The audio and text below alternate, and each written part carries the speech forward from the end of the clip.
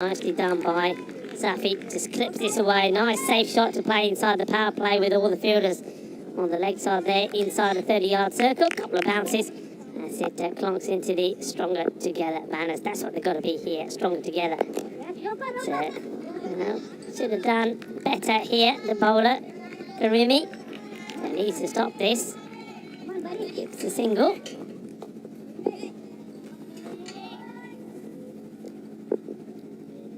Yep, needed to do better there. Launches at it, straight to the fielder, unlucky. And no run there, Zishan. A couple of times he missed out on this. I just wonder, try and do something different. He's signaling something to the cap there. Looks like he's saying, can I have your cap? Well, this is not a good delivery, and this one just will be lofted away. This is an easy hit, and will be runs as it goes to the side of the... well, we're going to call that the... maybe that's the VIP ghost box now. So not a good delivery though, just gets this completely wrong. And that's the end of the over. So, looks like Zishan is wanting a change of the old headgear. 72 matches without a golden ball. I tell you, if this one goes to the golden ball, it will be the best golden ball ever. So, 10 on the board off the first. Now that's decent. It does mean that if Maximo comes in here, he'll say that this match is already past the point of no return. 18, or over 18 required per over. Sliced luck, you need some. And well, the fielder does well, catches up with it. And gets the throw back, nicely done. Just a single taken. But every time that ball doesn't go to the boundary, you feel that it is Denmark that is going to be the happier team.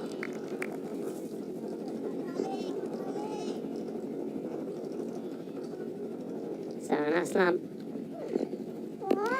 This one in the right areas. Good channel to be bowling outside the off stump. And misses out. And this is one observation that Corey Ruckers was making earlier. And he seemed to feel that that ball, that particular delivery there outside the off stump was the one that was getting a lot of the Hungarian batters snookered. They just weren't able to play it well, weren't able to get any power in the shot or any runs from it. And you can see there another example of that outside the off stump. And though this time there is bat on the board, there's no run. You just need to find a way to negotiate those balls better and get something from them. Aslam. This time he goes a little bit too wide. The wide ball called.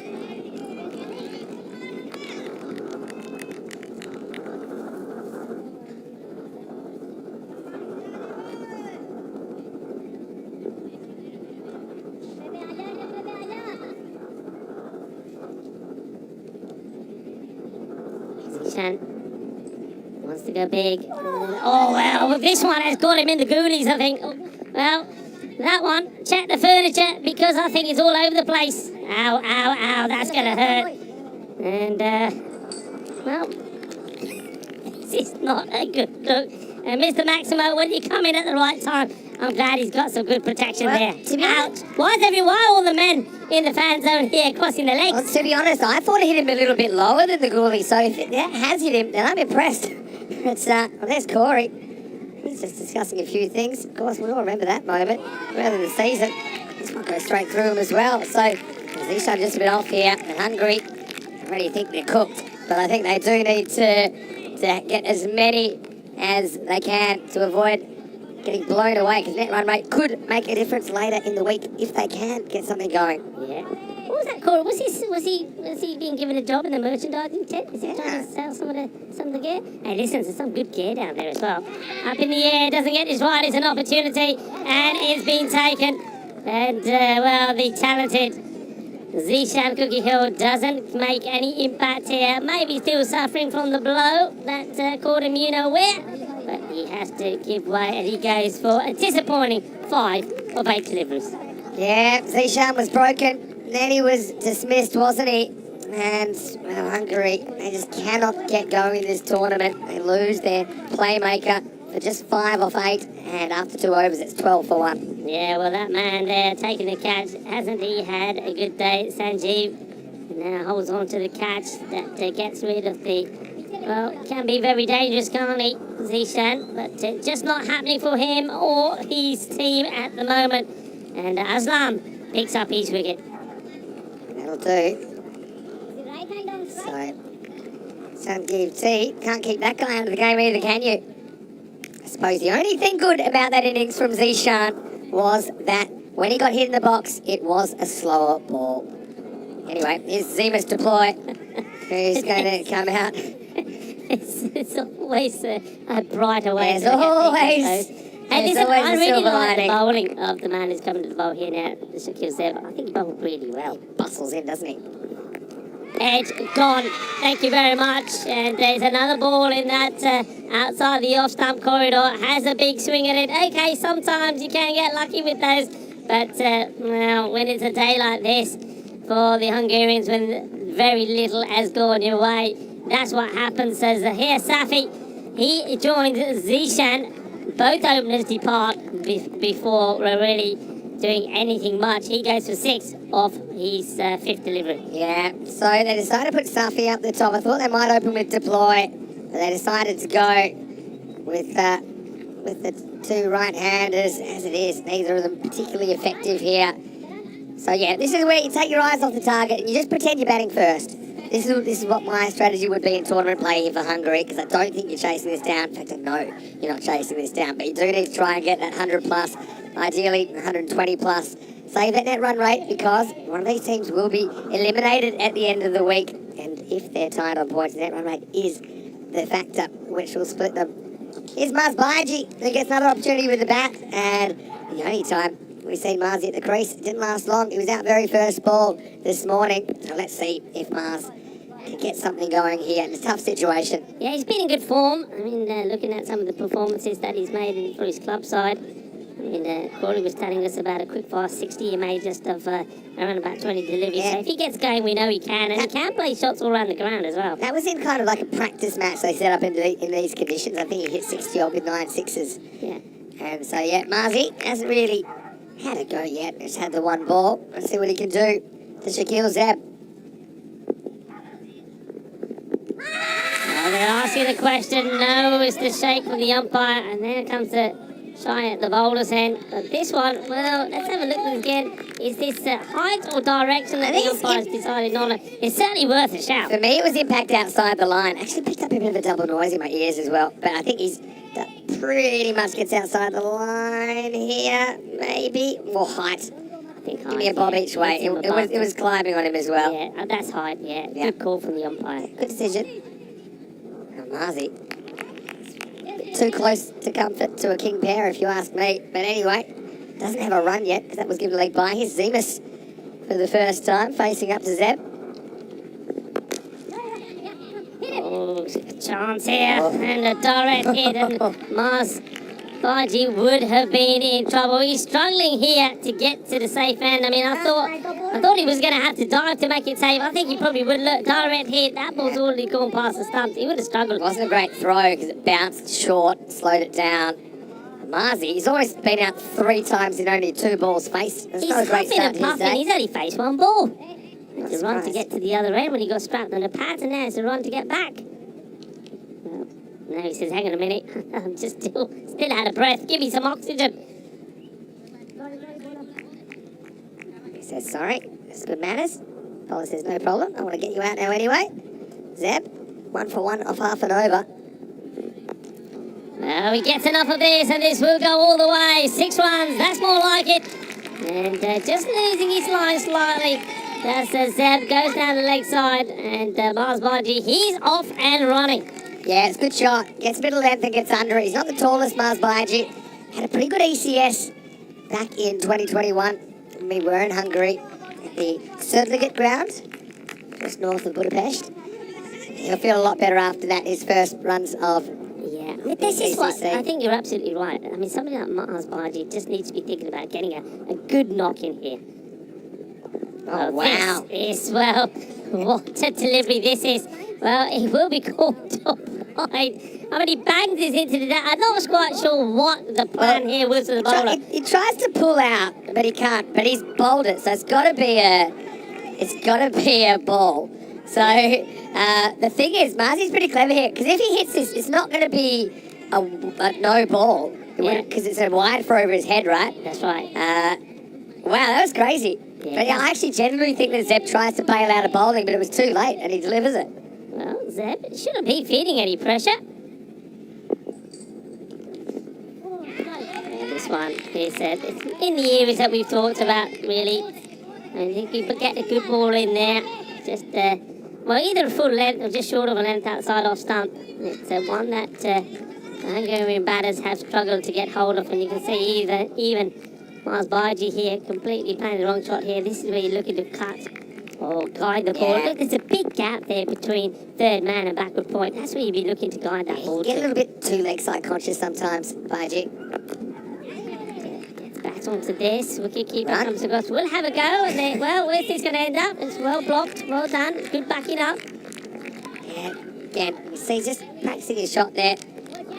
Again, it's a kind of a reasonable situation for Marzi to make some runs as we get to the end of the power play. It's 22 for 2 at the end of 3. Because I think there's no pressure to get the target now. I think that you're just trying to try and make good decisions. Like I say, put the target out of your mind and try and make as many as possible. I mean, it's really a case of the haves and have-nots on that table at the moment, but after this, Denmark will have some points as well. That really puts the pressure on Hungary. But, I mean, after today, don't forget, it's only halfway through the group stage, so a lot can still happen, a lot can still change for Hungary. They have had a horror start to this tournament. Right, Lucky Malik is deciding that it's time for him to come on to have a bowl. Lucky Malik didn't get a bat today, so he says, I'm going to have a bowl. Now, let's see if he is lucky, or will he be a lucky bowler to come on for Hungary. Now, I've heard of confidence, but in the viewer comments, Sohail Rana Sentu says Hungary win 101%. Well, there's optimism, and there's that. Well, this is a really nice shot, beautifully played. And he's getting to these ones nicely, isn't he? 6 runs. He gets into position early, rocks back, makes room for himself, and just helps us along. I wonder if they're going to change the field here slightly, because there's 2 times he's played that shot on both occasions. If there's a man back on the 45, there's an opportunity for the catch. I wouldn't put a guy back because I think that's a bad ball. I think that then you're setting a field to bad bowling. I think it was too short, obviously too slow through the air as well. I think he's got to pitch it up. Not quite a full toss. Like that. Well, this one could be out. Yeah, it's straight. And, well, I'm not sure if Mars Baiji is trying to outfox the umpire there. Looks like he'll be shining him a little bit of the bat.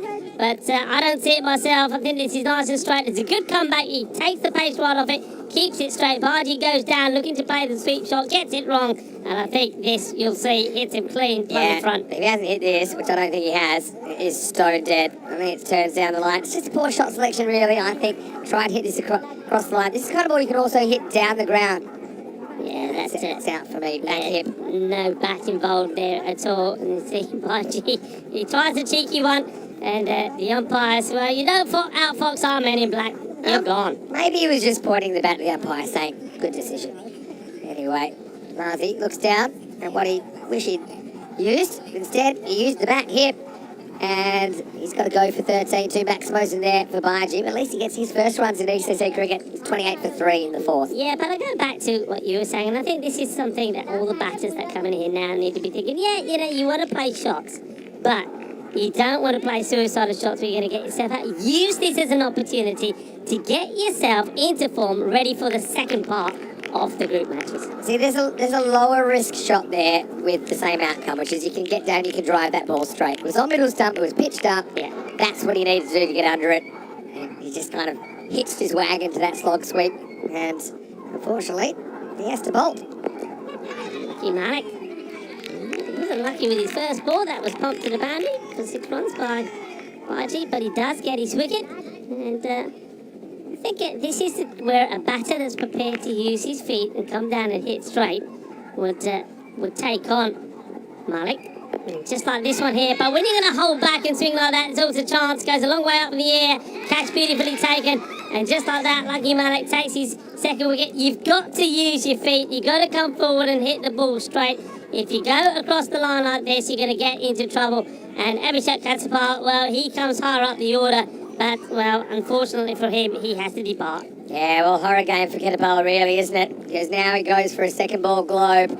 That's after he got the wrong kind of half-century in the first innings with the ball. But again, you can see a batter trying to go across the line against the movement. And just gets big on him a little bit, turns him to the top edge. Nice catch out there by Musa Mahmood. He was never going to drop that. So Hungary fall further into the swamp. It's 28 for 4. Yeah, not a good day in the office for Katsipal. 52. He went off his 2 overs, and now, well, he goes for a second ball. And, well, the troubles continue. But once again, Benny, I say it again, use the opportunity, use it wisely, because if you can get yourself into form out here, well, then it could serve you and your team well. Yeah, and you is probably what I would say there, because they're searching for options, I think, in that top order. I know they've got Ravindra, but they didn't feel he was the way to go today, despite making some runs against the Netherlands last night.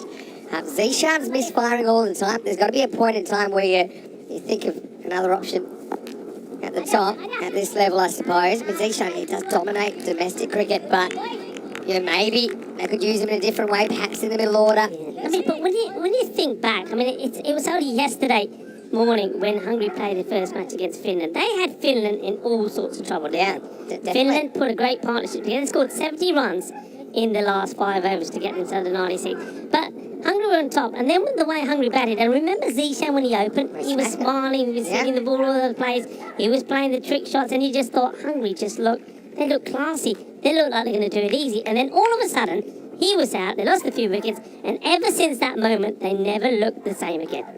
Left-hander likes this, and he's going to put it into the fan zone. Maximal! Well, that one might have bounced right off the DJ mixed table, but that's a pretty decent-looking shot from Deploy. He says enough's enough, and he sends this one out of the ground. Yeah, nice shot. It's ill-directed, only by a little. It's only, well, there you go, the DJ.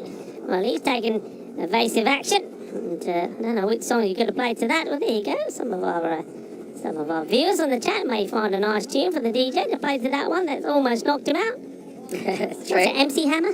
Yeah, it could be MC Hammer. Yeah, okay. Yeah, another one bites the dust, maybe. Another one bites the dust. But I want to say hello to a few viewers as well. I've been getting messages from all around the world. I know that Wazza is watching from Australia. He's asking, how did I pull up after keeping? Well, I did actually play on Sunday for the Costa del Sol in the tour match. And I only kept 30 overs. My legs, actually, they're all right. You know how I've been training? Walking up the stairs in the Sunset Actually, Beach. I have to give you that. I mean, you're right up. I won't tell you what floor you're on, because all the girls will go chasing on the floor and looking on the floor. They won't be able to reach me. They get too You tight. go a long way up, Yeah, and you take the stairs all the time. But give you credit for that. Yeah. So I'm okay. Pretty nice after a half day off as well. Shot, but straight at the fielder. Well, this is spicy. It's been hit hard, wasn't it, by Harsh Mandian? But look, good catch. He's back, but he does the moonwalk and takes this catch, He does. There's a moonwalk here for Abdullah Mahmood. Does the moonwalk, goes, oh, and takes the catch. That's nicely done. Hit hard, hit firmly, but safe hands from Abdullah. Well, let's not forget Denmark before this. They haven't actually experienced a win. So they've got a few smiles on their faces now. They knew this was a game they couldn't afford to drop. Here we go, watch the moonwalk. Going backwards, there he is. He does. It doesn't quite... It's a bit like a baby giraffe being born there. He's meant to know how to walk, but wasn't quite sure. Does try to hold on to it. We'll take it. And things just going from bad to worse, really, at the moment. Poor Zemus, he's stuck there, and he's only faced 2 balls, hit one of them for 6, but he's had more partners already than the quarterback at the box social. A 5th wicket falls now. It's 35 for 5. Yeah, nice catch there from Mahmood. But unfortunate, I mean, he's probably thinking he's very unlucky there, Harsh Mandian, because he's absolutely cracked it. He's creamed it, but straight at the fielder. And just like that, well, Shakil Zeb picks up a wicket. Fresh out of luck. Mandian gets his second.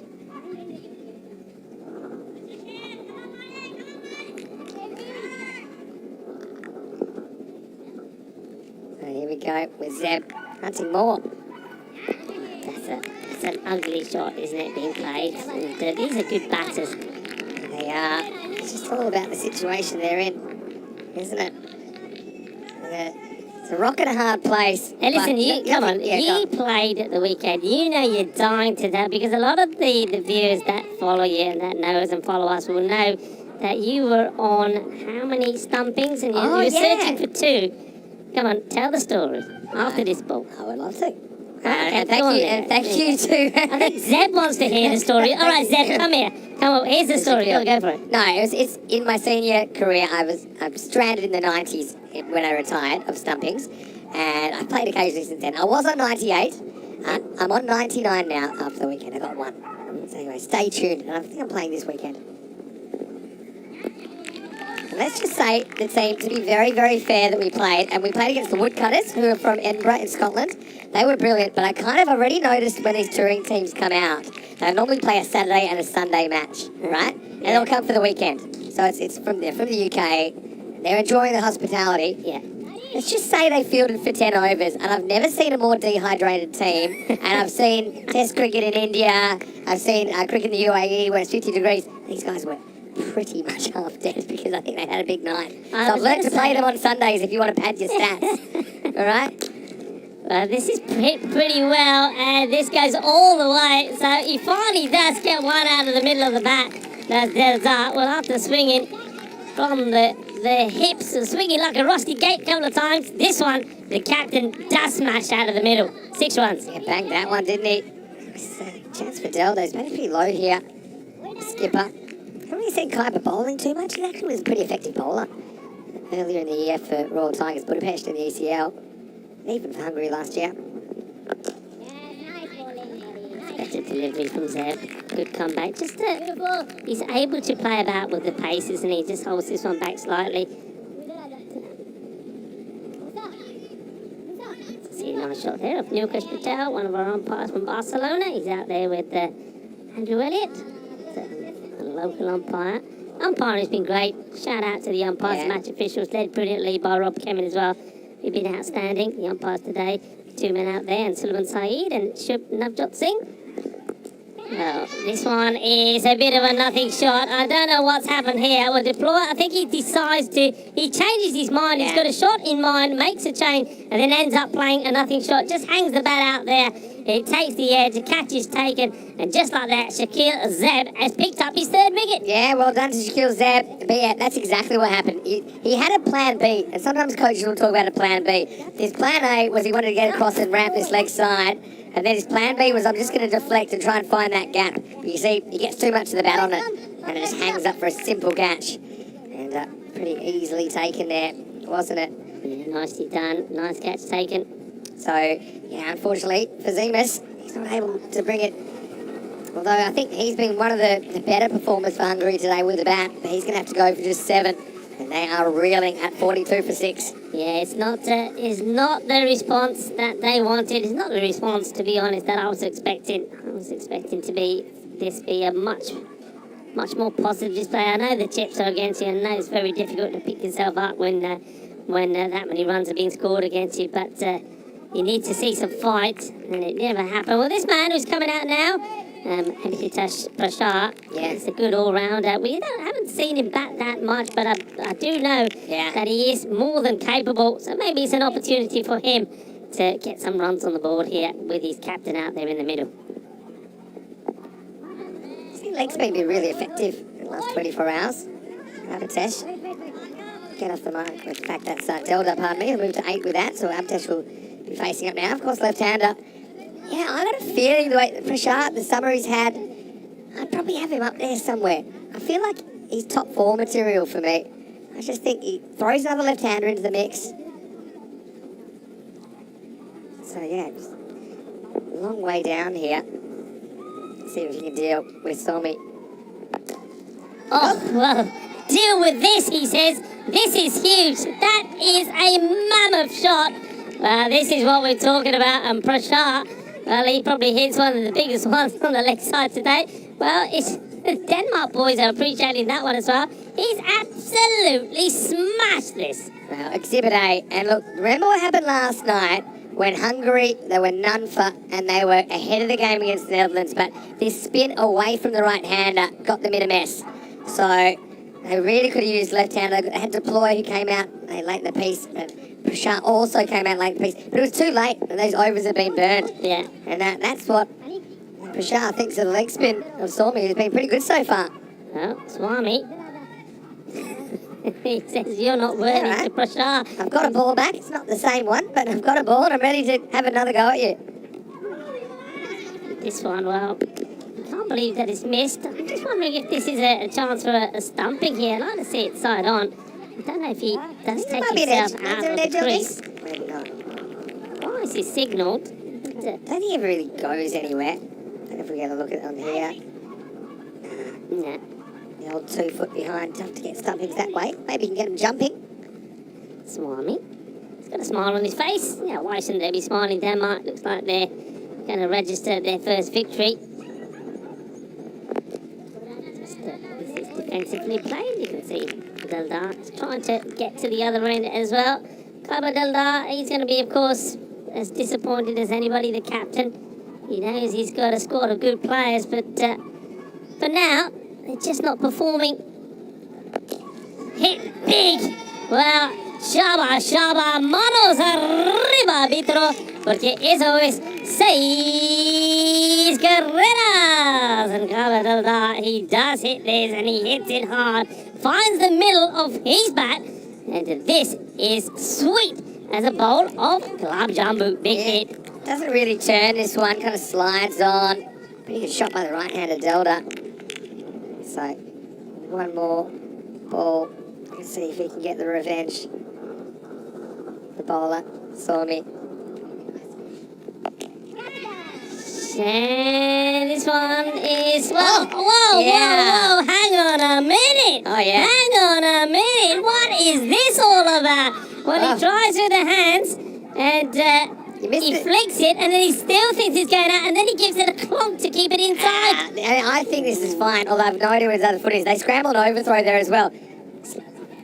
Here's a step. Now, where is he here? Where's that foot? It's inside. All right. It's inside. And, Accidental look kick. at that. Look at Well, that. that was a mixture of Cristiano Ronaldo and Jackie Chan in one piece of fielding. And if you want to talk about highlights, Shangiv Tanikartasan This is kung fu cricket. Oh, look at this. This is kung fu cricket. almost kicks it with both feet in the air. Wow. Give that man a black belt. Anyway, it'll be the end of the over. They ran a certain amount off that, which I'm not sure, but I'm going to say it was 2. It's 58%. Gives it a karate chop and then he gives it the old flying kick as well. Well, that's one way to deal with these kookaburras. And, well, if you like action, there was a bit of action there. Good stop, I suppose, in the end. 3 for 16, Zeb. 2 for 28, saw me. A little bit expensive, but this game's done and dusted, really. It's all about just the mathematics now. Aslam chipping in as well. Now we're going to see the spin of Abdullah Mahmood. Wasn't he in the firing line last night, bowling the last over in that thriller? Going down leg side. And we're going to run here. I want to say a quick hello to Kingston Weatherby as well, who's watching from Ashland, Ohio in the USA, in Amish country, about 1.5 hours south of Cleveland. We really do have viewers from all around the world. It's a truly global event, Rico. It's amazing. As this, our global cricket family just continues to grow all the time. And well, we thank each and every one of you from the bottom of our hearts for all of your support. And we're loving the fact that you're enjoying the cricket that you're seeing. And if you're not seen it before, if you're first time up, well, welcome. And well, all I can say is to spread the word. To let your friends, let your family know. To let them know what they're missing if they're not watching this. It's the most entertaining form of cricket that you will ever see. I think it is, pound for pound. You'll never see anything like this outside ECN. On the walk to a spinner, it's bold. Smart batting though. He gets a wide because he's saying, okay, I know what I can do. Want to grab a cheap wicket, I don't mind putting it out here. I mean, it's an interesting one. It's one of he's actually outside your stump, but the ball's even wider outside the line, so it is a good call, I think, from Nilkesh Patel. Oh, he's pelted this one. Wow, this is big. Lovely jubbly. Thank you very much. And smashes another one out of the ground. Big hit. So they're having some fun. This is what it's all about. Go out there and make your moment. Get yourself into form and get yourself ready for the next match. Yeah. The captain, Deldar's doing it. And Prashant, well, I'm liking what Prashant's doing. Him and Deldar they're together, talking to each other, say, yeah, this is it, keep going. There's always a contest going on in a cricket match. You've got bat versus ball right now. You've got Delda on top of Abdullah Mahmood. What I like is that Delda is really committing to his plans. He's not doing it by halves. Look, again, he's trying to mess with the bowler's left, and then basically stands still at the end and hits it kind of into the gap, but it will be cut off. So, yeah, I like that. So even though Hungary, they've had it, there's no bones about it. They had really high hopes. They're the lowest ranked team in the entire tournament, actually, not just this group. Yeah. If you go by T20 international rankings. But they had some good pickups. They've got a new flavour in the team. They're trying to pick specialists. And like you say, they looked really good. They even got within 5 runs of the Netherlands 11 last night. That seems a long time ago now, right? Yeah. Talk me through the, this is going to be 4 runs. A time and effort. Almost flying through the air there.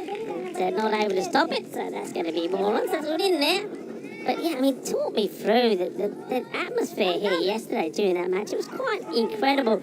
But the thing is, though, that's the thing I think that Hungary never quite recovered from by this morning. They had that match, didn't they? It would have been a very, very memorable victory. And, well, look, fair play to the Netherlands, particularly Sebastian. Right, this is big as well. Volley.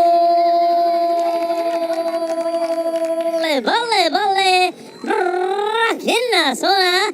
Kinna Bada Shaka. Look, not giving this up. They're having some fun. It's all about the case of, I think, what you'd say, Vinny, is set yourself another target, but try to reduce the margin of defeat. Yeah, that's right. 77 for 6 walking sticks, and Hungary will be walking home without any points today. But we do have one more match for you after this. It starts around about 30 minutes from now. Netherlands 11 are yet to taste defeat against Sweden team, who pushed them yesterday, actually, but didn't quite get the victory. Sweden coming off a good win earlier today. News from the toss. Sweden winning the toss and batting first. Speaking to Sebastian Bratt just before the toss, he said, well, actually, it's fine. We wanted to bowl first just so we could see what it was like to bat under lights. When the lights take full effect. So I think both teams getting what they want out of the toss. Should be an entertaining one. Here we go. Smart bowling, I think. Taxes up, hunting for a wicket here. Yeah, I suppose. So come on, tell us about some of those emotions in this box like that, because it pitched dark, under the floodlights on, a lot of people in the fight zone. And, what a cliffhanger that was. It really was. There's no doubt about it. We were even saying things like, this is potentially going to be the biggest day in Hungary's cricketing history. That's the feel of the game. And then here we are, not even 24 hours later, and they're going to go down in the dumps tonight. They'll try and stay positive, but there's no doubt when their head hits the pillow tonight, they will feel pretty miserable about their performance so far, but they just have to start again tomorrow. This is hit hard, and well, Magnus has almost pulled that one from the beyond, but it will be 6 maximal. Well, some positives here. You're looking for positives. Delta's made runs. Prashar's made runs. I think especially with the left-handedness of Prashar, I just think he breaks up their top 4 a little bit. They could go 2 and 2, right-handers and left-handers in the top order. The way he's hitting the ball, he's hitting it very cleanly. Yeah, okay, he gets a wild one here, but you still have to put it away. That's a good, clean, hard hit. He's not a one-trick pony leg side. That's what I like about Prashar. That's just a good cricket shot. Here's Karimi. Good keeping. Yeah, really good stop, and it's a wide, but it could have been a nasty 5. There's nobody back there, so gets his body, throws his body at it. Doesn't need the captain, Taranjit Barraj. Well, it's going to be a tale of the 2 captains, isn't it? Well, the 2 captains are out there. Delda is batting at the moment at non-striker's end, and Taranjit behind the stump, but he's going to be the happy captain. They're going to finally get the victory. A victory that they thoroughly deserve. I have to say, out of the two teams, you have to say, though Hungary have come close a couple of times, and we talked about that game yesterday, this is another glorious shot this time. He blazes this out through the offside, 4 more. And, this is encouraging signs. And when you look at this innings here from Prashar, and you look at some of the other batters that have been and gone before him, you've got to start saying to yourself, right, okay, well, he stood up. He stood up to the mark. He's played some shots. And he needs to be rewarded for this performance. He needs to be higher up the order. He's batting 8 here. Yeah, I've got him at 4, probably in my lineup.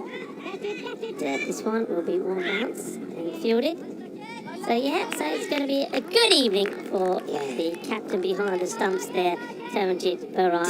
Didn't he set the tone for this match, though, with 2 huge maximos on the first 2 balls? Not much of him, but geez, he hit those absolute miles. I was going to say, The final thing on Hungary, though, I mean, no one knows how this group's going to go tomorrow and the next day. Things could change dramatically. We saw it with Austria last week. And catch that, there's a shout, and he will catch it. So the innings of the captain comes to an end. Kaiva Dildar just, well, he's on the back foot a little bit here. He's not going to get the leverage he needs to get this over the fielder, who takes a pretty decent, comfortable catch there. That's at Salam Aslam. So that's the end of the captain. And you see here, he's back paddling. And I always say that you need to try and get, well, the momentum into the shot. When you're going backwards and you're hitting forwards, well, the momentum, the power is going the wrong way. Doesn't get the power in it, but look, it's a good innings. It's a brave innings. And it's an innings which at least it shows that they've got some runs on the board, not that far off from the 100. And, if it wasn't for the contribute, that partnership between these two, it could have been quite disastrous. But well done to the captain, Kaiva Dildar. At least he does give some positives in this match. 24 he goes for off the 12 balls that he faced. Yeah, well, gives another opportunity for a Hungarian batter to come out and face a few balls. Like I say, they'll just want this day to be over and start again tomorrow. I was going to say, the ball retrievers, there's a few of them around the ground. And I feel like, well, hold on a second. Well, here is Corey in the orange bib, and we're wondering how he's been spending his time off. And he looks like he's ready for some action down there. We know he dropped 9 in a row at this ground earlier. I had to hold on to his pants because he was diving out of the box again trying to catch one. Oh, I know. It was dangerous. He doesn't know we're on the third story. Yeah, I did try to explain that we're a long way up here. Need to bolt him to the table or something. Oh. This one is being bolted out of the ground. That's what that's been done. It's another one that goes into the sort of the snake pit down there. It's a big shot, nicely played. So new batter comes in, and it's Ashwath Narayan who says, you know what? I think it looks pretty easy. He's a genuine bat. He's batting 9 here. I think when it comes down to it, they've tried to make changes in this game. It hasn't really worked out, obviously, for Hungary. But then again, who knows? Because they're chasing. Feels like 1,000. Score now 97 for 7 off 8. I just got to think, maybe someone like Sacha, he certainly bats in the top 3 or 4 for his club, United Chalard in Budapest. So, I don't know. How about that for a shot first ball? It's just a thing with this form of the game. You've got a bunch of guys who can do it. You never know who's going to fire and who's not. It doesn't matter what happened last game. That's just so tough to set an order sometimes. Prashar, though, he's normally a guy, like I said, I'd have up there. Here we go with Saran Aslam over number 9. Sort of a miss.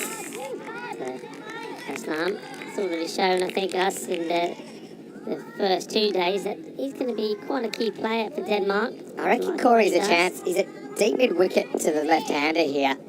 Right in the power zone of Prashar. He's walking in with a bowler and everything. Right, here we go. Oh, in that direction.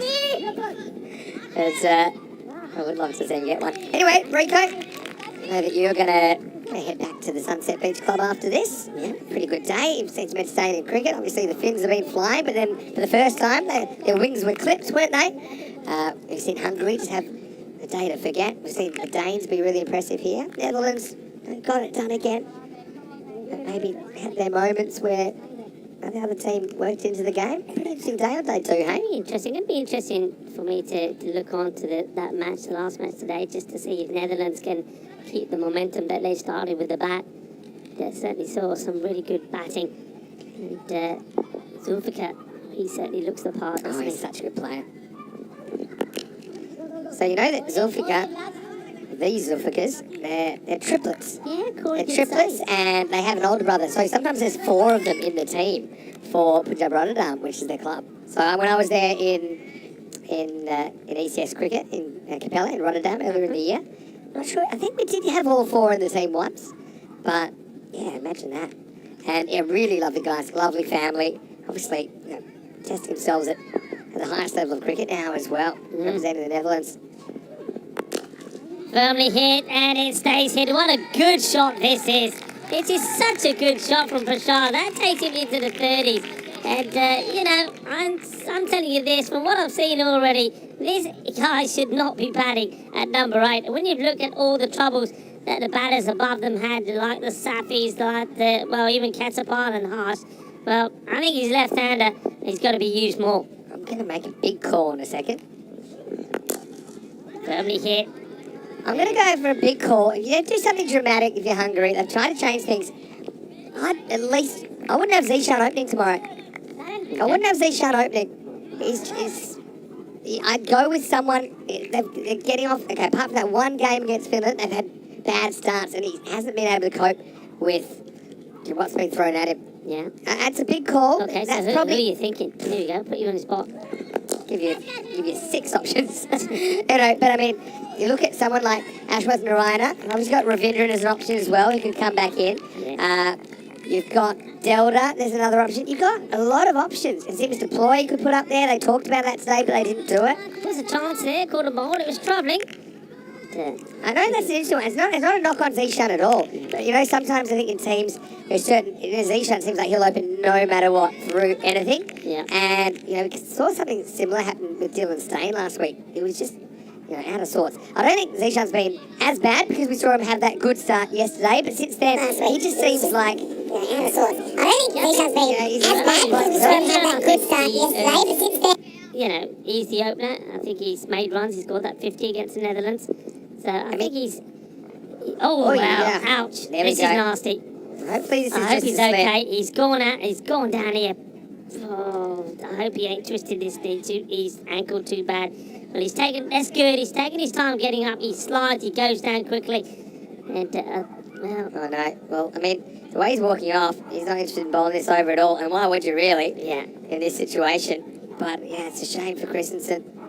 Yeah, just have a look at this. Right, You see? Oh, look, that's the... He's one of those guys that gets so rotated on that back foot that, he's a risk of doing this. Yeah, look, there you go, the foot goes. And The way he's walking off, it seems more precautionary. He's just hyperextended it, I think. It's an E version. I certainly hope it's nothing too serious for Magnus Christensen. yeah, I mean, look, it's I think it's the right thing to do. There's a lot of cricket to still play, and he just decided, look, nah, you're not going to risk this. I'd rather get whatever it is, some of that magic spray, a bit of ice on it, get the foot up, and just take it easy. It's not worth it, not in this match. The match is done, it's dusted. So he goes off. But it's the second time that we've seen that happen. So some bowlers are more on the side of their foot than the front when they land. I mean, every bowler does it somewhat. Yeah. But he does it quite a lot, so it makes it risky. Anyway, everyone's queuing up for a bowl now. Oh, lucky number 88. But no ball was actually bowled. So. Yeah, so you can just... Anyone can bowl anyway because it was an injury, but Yeah. it won't even count as anything Yeah. against Christensen. Just final okay, point go on back to Zishan. this, yeah. Final point on Zishan. It's not like you're losing him completely. You still got him in the middle order, but he gets to come in a slightly different situation with runs on the board, hopefully, and maybe he can gain his confidence back that way. That's probably how I'd use him. You still got him to bowl, obviously. He's a good fielder. He's an important part of your team. Firmly struck, and this is another one that's out of the ground. So 6 runs. Manos arriba. From Del Vitro, muy bueno. Bueno golpe. And Ashworth Narayana, I mean, you mentioned him. Yeah. From what you're seeing Ashworth Narayana here as well. And Prashar, well, I'm liking that. Yeah, His it's smiles. easy. And he's starting to say, hey, man, You can yeah, do it. it's easy. It's not as difficult as the others are saying. And, that's a nice shot there, player. Yeah, I You mean- could always go, I mean, even Carbadel down. Yeah, that's what I mentioned him. I said, like I said, give you 6. I think I might have given you 6 already. Yeah, But I just think that Zishan needs a breather from that opening spot. Catch that is the shout, and it doesn't quite carry. It'll bounce a couple of times to the... Because you also got to think things like that. Zishan always bowls his 2 overs. He's very energetic in the field. Yeah. And there's a lot to ask for him, I think. Miguelda's not bowling at the moment. He's just an option. I'm not saying he's the option. You got Zemus not really bowling, so maybe he's an option. I would actually now be thinking, it's hard to pick your order, so I'd be actually thinking left-hand, right-hand combinations. Let's have 2 right-handers and 2 left-handers in the top 4. And just so we don't get stuck in a situation like last night where 2 right-handers were struggling to deal with spin away from the bat. Anyway, Prashar, outside chance for a 50 here, if he can get a flurry of boundaries. That on the wrong side for no reason. Yeah, dead ball called. Here we go. Well, it'll be called early, and the issue here is the batter. Well, hang on a minute. It's called okay, here's what's happened. Bowler He doesn't- didn't tell the him. bowler doesn't tell you. Well, then that's clever from the batter then, if he knew that. Because it's no ball, because he goes around the wicket without telling the umpire. And that's what it's for. And then Yeah. technically it goes over the wicket, I should say. He's left-hander. And that's what the batter is saying. That's why the batter didn't move. Yeah. He said, hey, you never informed the umpire. And he's saying, it was implied. And he said, speak to my solicitor. And then he said, well, I charged too much, so let's just get on with this and get the free hit out the way, because some people are getting hungry around this ground. But yeah, he's right. It's a correct call. I mean, if the bowler just decides he's going to come from a different angle, it's got to inform the umpire, and the umpire then informs the batter on That's the a great sneak play by Satcher, to be honest, because he doesn't move to the other side because he knows that the bowler doesn't say to the umpire that he's changing sides. So actually he was, I thought he was completely wrong. He's actually completely right. You don't see that very often. In fact, I don't think I've ever seen that. Oh, I got one for you. You got one for me? Okay, free hit. I got one for you from the weekend. Like they're going to take a single. I think, where was this from? I think it was from Belgium. Mm-hmm. There was I don't know, it might have been umpire, so it might have been over the weekend. So the guy said right arm over and then bowled left arm around. He called a dead ball when he probably should have called a no ball, right? Yes. And I was like, what do you mean? And then I assumed he called dead ball because Andrew heard him wrong and then thought that was it. The bowler said the wrong hand. And it's not like a bowler that can bowl both hands. The bowler said the wrong hand, and it said the normal hand. This is a quicker ball. It's going to go for 4. Takes him up to 120. It's quite high, this one. I'm not Yeah. see this side on. It was a bit of a It does advance, but it's a quicker ball, so it's not really going to dip. This one. Let's have a look at this one because I agree. You're always guessing when you come out of your crease. That's I high. think that's too high. That's high. That's not dipping. Yeah, because it's a quicker ball. I probably would have called that, but I mean, hindsight's 2020. But imagine forgetting what hand you bowl with. We have actually seen 3 or 4 bowlers in Europe that can bowl ambidextrous, but this wasn't one of them. Anyway, we've seen everything, and Hungary, I have some respectability in this scoreline now. Yeah. Listen, I've had a sneak look at who Hungary are playing next. Yeah, And, well, I can tell you that they're going to be playing Denmark again. yeah. And you know what number match is going to be as well? What's that? You know the number Oh, of yeah, match? is it match 13? Match 13. Match 13. Funny things happen in match Funny things 13. happen in match 13. Hungary aren't laughing at the moment. Here we go. The bowler this time. Yeah. The umpire. He's actually given written notice this time that he's gonna change, and this is gonna disappear towards the field. It should be gone, and it is gone. So lucky. I suppose he gets lucky in the end because he does get a wicket. And you know what? That extra ball gets him a wicket. Yeah. So let's just remember that in the breakdown of this. It's a ball that probably should have gone over the beer tent. But anyway, there will be a wicket. So Hungary are going to finish 121 for 8. And a fairly one-sided game. But still, like I said, Hungary, they do get that 120 plus that I said they at least be looking for to save their net run rate taking too much of a hit. The final score in Group B Match 9 is Denmark 177, Hungary 121. And the Danes, they do get their first points in the competition in pretty comprehensive fashion, Rico. Yeah, they do. I mean, all the damage was done when they were batting. I mean, they're just absolutely awesome. They did, as I said, they took the Hungarian bowlers to the sword, and there was a bit of carnage going on there. Big scores, the biggest score scored in this Dream 11 European Cricket Championship already, the individual score, and it was also the biggest team score as well that we saw. So it was a great batting performance. But Hungary, well, they didn't make a good start, were they? They were all over the place, 58 for 6. So it was nice to see that good rearguard action there. And Prashad, well, he was the last man out, but not before he scored a very good and very balanced 37 off just 16 balls. Yeah, no doubt about that. Let's looking at the reply. Say that Hungary, I think you're off to a great start. Mars Baji did finally get some runs in the series. He was able to gather 13 in there with a couple of maximos. This was a ball that he kind of wanted to hit, but he definitely needed a longer bat if he was going to reach it. And well, Marzi sent that one out by the 3 ghosts. But I got to say, this one looked plumb. HBW hit before wicket, and that was Stormy. That was first of 2 wickets he would take. Yeah, I mean, we see a few balls being skied up in the air. That was such a good catch. He did so well, went a long way up in the air. And we know that Denmark, they've already shown us signs of what they can do. They've been a little bit lucky out there. I think they had a very good match earlier today against the Netherlands, 131 to 117. And when myself and Corey were commentating that, we were both saying that we're very surprised that Denmark haven't been able to pick up a victory as yet. So we knew it was on the cards, and it happened here in this match, and it was, well, match number 9 was the lucky one for them, but it was all done with the bunny. But look, we're seeing here part of the match where we saw some extra work. Well, how about that for a bit of fielding? That was pretty good, wasn't it? Bit of the old Kung Fu style fielding, the chop and the kick. And well, Prashar, he batted really well. First of all, it was a good partnership he put together with his captain and Kaiba Deldar. And when Deldar went, it was nice to see that Ashworth Narayan was able to come out there and play some good shots as well. But it just goes to show that what we're talking about, that we do know that Hungary, they've got some very good players out there, some very exciting batters as well. Not all of them have clicked, but one or two of them have just started to show some signs of what they can do. Well, if you're hungry, you've got to reassess now. You see that Corey was ready for some action, but did actually nothing, which is something he's really good at doing. But well, in the end, Satya, Ashworth Narayan, I thought he batted pretty well towards the end. Prashar made some late runs. So some positives in there, and not a great positive for Christensen. Hopefully, he's done nothing too serious. He did walk off under his own steam, but I think made the smart decision to not bowl the last over. There's a few smiles out there. I mean, that one for me, even though he charged, I think it's too high. But yeah, Prashar ended up falling on his sword last ball of the game, but not before. He contributed a fair few runs to his team's total. He finished with 37 off 16 balls.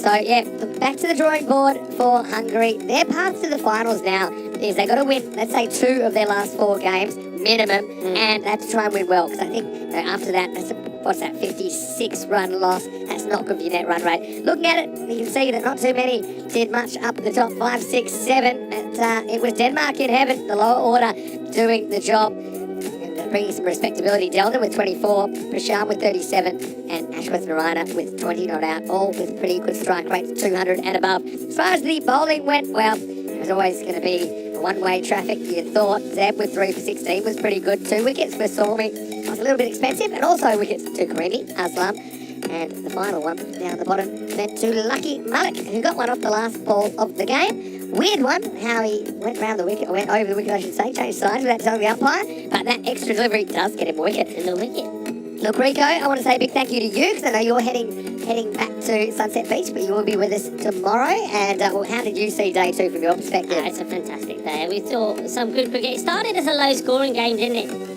Between Hungary and Finland. Just Hungary, again, just not able to get going with about 67. But then we saw some good scores. The Netherlands, they're looking good, 131 to 117 to Denmark. But I think that was a really, really good game. The standard, that's what it's all about. It's about the players starting to show their standards and their ability in the world. And, well, I tell you what, the Netherlands looking good. But that day, for me, will be remembered for one of the best catches that I have seen in a long time from Sebastian Braat. That was such a good catch. I mean, it happened right in front of us here. It was magical. It's going to be all over social media, that one. Yeah, that's absolutely true. I'm sure it might already be up there. We'll have to have a check. But you can see the countdown timer is on back in just a few minutes. Netherlands 11. They are taking on Sweden. Sweden batting first after winning the toss. I'll see you soon, because Corey Rutgers, he'll have the orange bill off. He'll be up in the Dream Cube. Until then, Spinny Sandy here, Mr. Maximo, on behalf of Rico Full. We'll see you very shortly for more Dream 11 European Cricket Championship.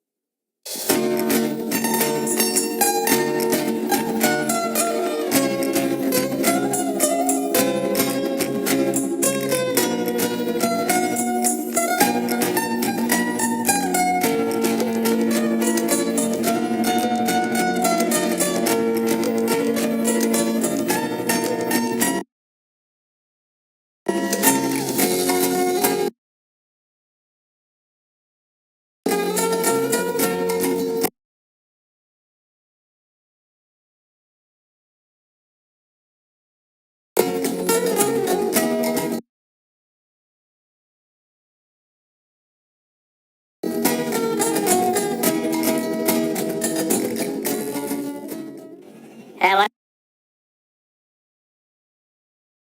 And welcome back to the Costa del Sol. Well, the sun is out at the moment, but it won't stay that way for the rest of the day, of course. Because we are heading into the twilight and then the night match, because it is match number 10 in Group B on the way, the final match of the day. And I can tell you in this one, it will be the Netherlands 11 versus Sweden. Both these teams had good wins earlier in the day. Let's see who will finish victorious tonight. Let's go over to Rob Kemming. He's with the two captains for the coin toss. Your ball. Tails are scored. It is tails. Beautiful. So it is Sweden to win the toss here in Group B, match 10, and their captain, Shazeb Chowdhury.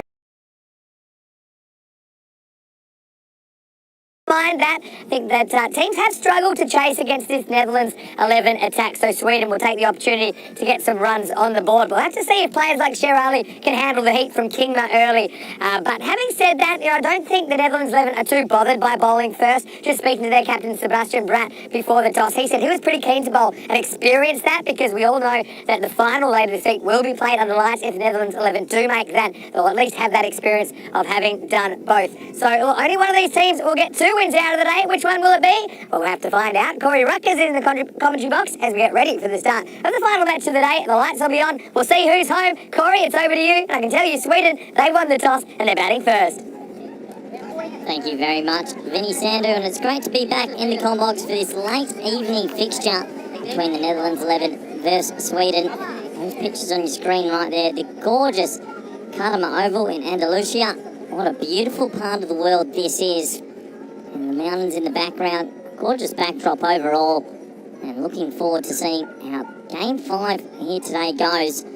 Game 5 of Day 2, that is, in Group B. When you look at the two lineups, the Netherlands 11, they're undefeated. They've been pretty class with the ball, and they clicked this morning with the bat. Look out for one man who's skin. Ryan Klein is going to bowl in this game. The hip flexor is okay, but he'll be bowling to Sher Ali and Farooq Ahmed. Good luck to those gentlemen, because they're going to be facing someone with some serious pace. And I tell you what, the supercomputers had a couple. Might be a little bit tipsy, because they're saying it's going to be a tie. And, well, I don't know. I think the Dutch are probably going to get up here, but you never know. Maybe the supercomputer is correct. So, the players out there in the middle. Well, maybe the supercomputer is right. I mean, it's been pretty accurate sometimes. It could be a golden ball, which would be great for everyone involved. It's been a while since I've seen one, but Ryan Klein, he plays for HBS Cry now. He was used quite often in the Dutch summer, bowling against some of the best in the world. Made the series against the West Indies, New Zealand. He'll have the new ball, and that's good to see how he will fare after a bit of a hip niggle. Good opportunity to welcome back all our viewers around the world, especially those in India via Fanco and everyone on our networks. Hope you're ready for Game 5 today. And, well, here's a man that loves a Game 5. Vinny Sandu, welcome back. So much I sprinted up the stairs. I heard you saying that you think it could be a golden ball, something like that. Well, I didn't, and then the supercomputer tricked me completely.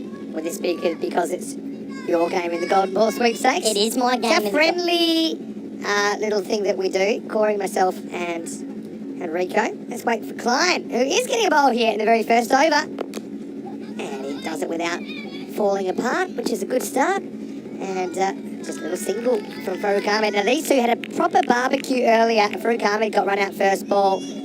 Sher Ali. The question for me, Corey, will be, can he handle what the Netherlands 11 are throwing at him? He struggled with Kingma last night, but Kingma not in the lineup this game. But yeah, I mean, that's the thing. Sher Ali, he's got some tells. He does like to clear that front leg regardless of where the ball's pitched. And I think that better bowlers have worked him out so far. Let's see how he goes. Yeah, absolutely. He's going to have a big test on his hand. That's Ryan Klein on his screens there. He bowls a steady pace. So yeah, that's just our commentator thing, the three of us. We the give golden out the balls game for makes golden sense. balls, just for, maybe the first drink or something like that.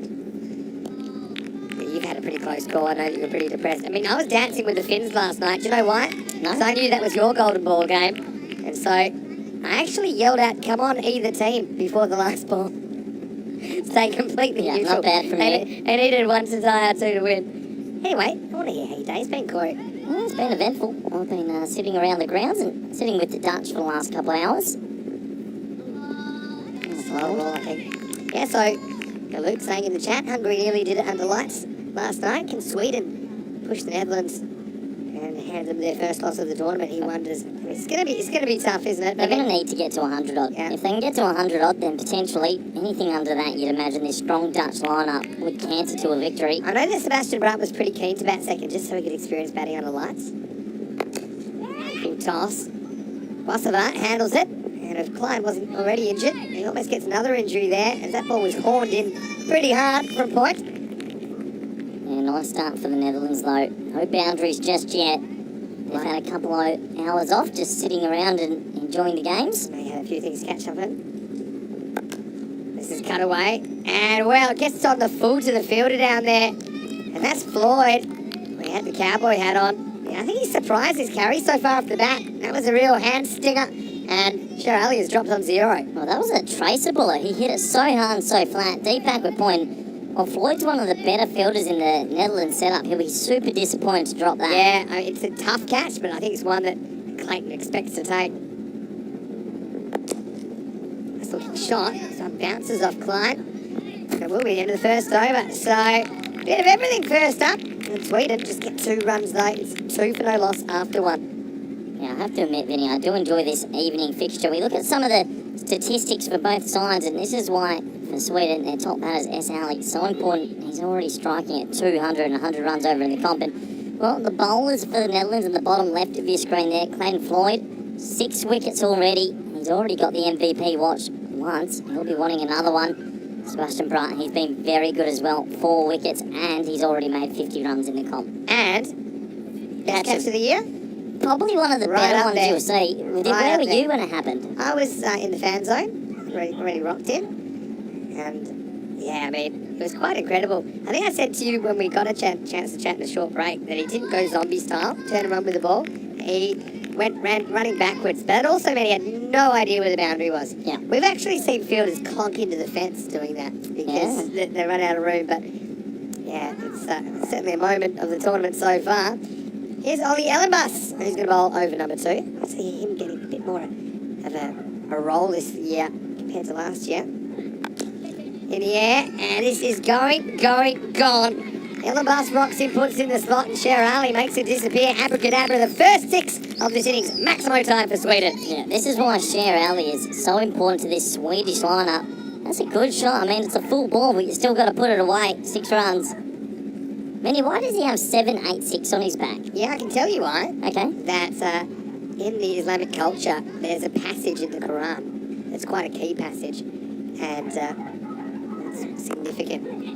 Because if you add up all of the letters in it, so if A is 1, B is 2, C is 3, etc., then all of those letters add up to 786. And that's why you will occasionally see that number used. There you go.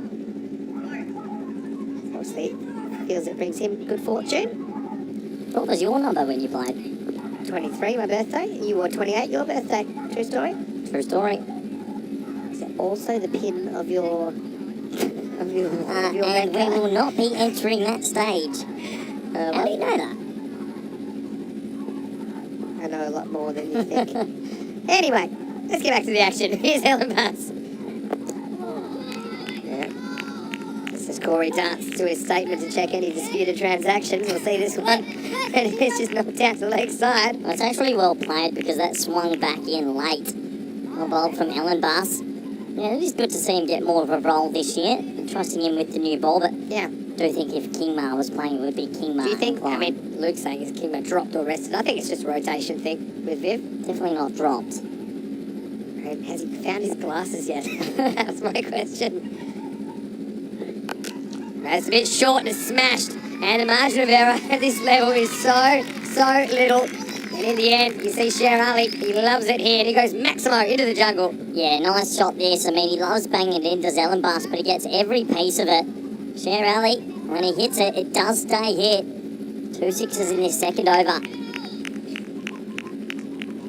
Yeah, well, if there wasn't one man that had to have the 3 digits across the back, it probably is Sher Ali. He fit pretty comfortably. Ellenbus with a comeback ball. Yeah, and this is in the air. Oh, could it be another one? Well, Brett, he gets a fingertip on this, and I just hope he didn't get fenced. What a good effort. I think it's got all the way. Maximo time. I've got to say it's a better shot by Sherali, first things first, because he doesn't back away too much. He stands and hits it, and you can see there, what an effort. I mean, he does get a fingernail on that. He couldn't have done any more there, Sebastian Brunt. Yeah, might be one of those ones you just mentioned about fielder's almost going into the fence. Yeah. I mean, could he run outside the ring when the ball's bowled? Because it does happen a lot. Yeah, I know that you like that, but I've got to say that you get pop-ups that can go forward as well. I don't think you want to be uber defensive. You can still get run-outs, for example, that you're giving up if you're just totally giving up the one. Ellen Bass has gone magical here in the second. Oh!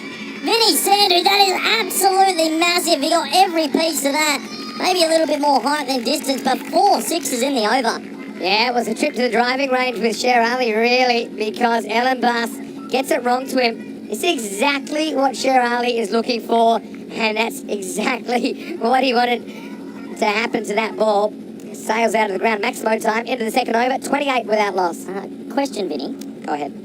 Well, not question, it's more a statement, but it really comes down to me. The Dutch will be the favourites and probably progress from this group unless a team handles their spinners. Yes. At the moment, they're handling the pace okay, and Finland, Sweden, Denmark, Hungary all playing an okay tournament, besides Hungary have been a little bit behind the 8 ball, but the Netherlands, their spinners are the key, aren't they? Yeah, they are. But I think, for me, one of the things you could do is, look, if it's Sakib Zulfikar, who won't have to face them, but how he reverses, that is a potent weapon against that away spin.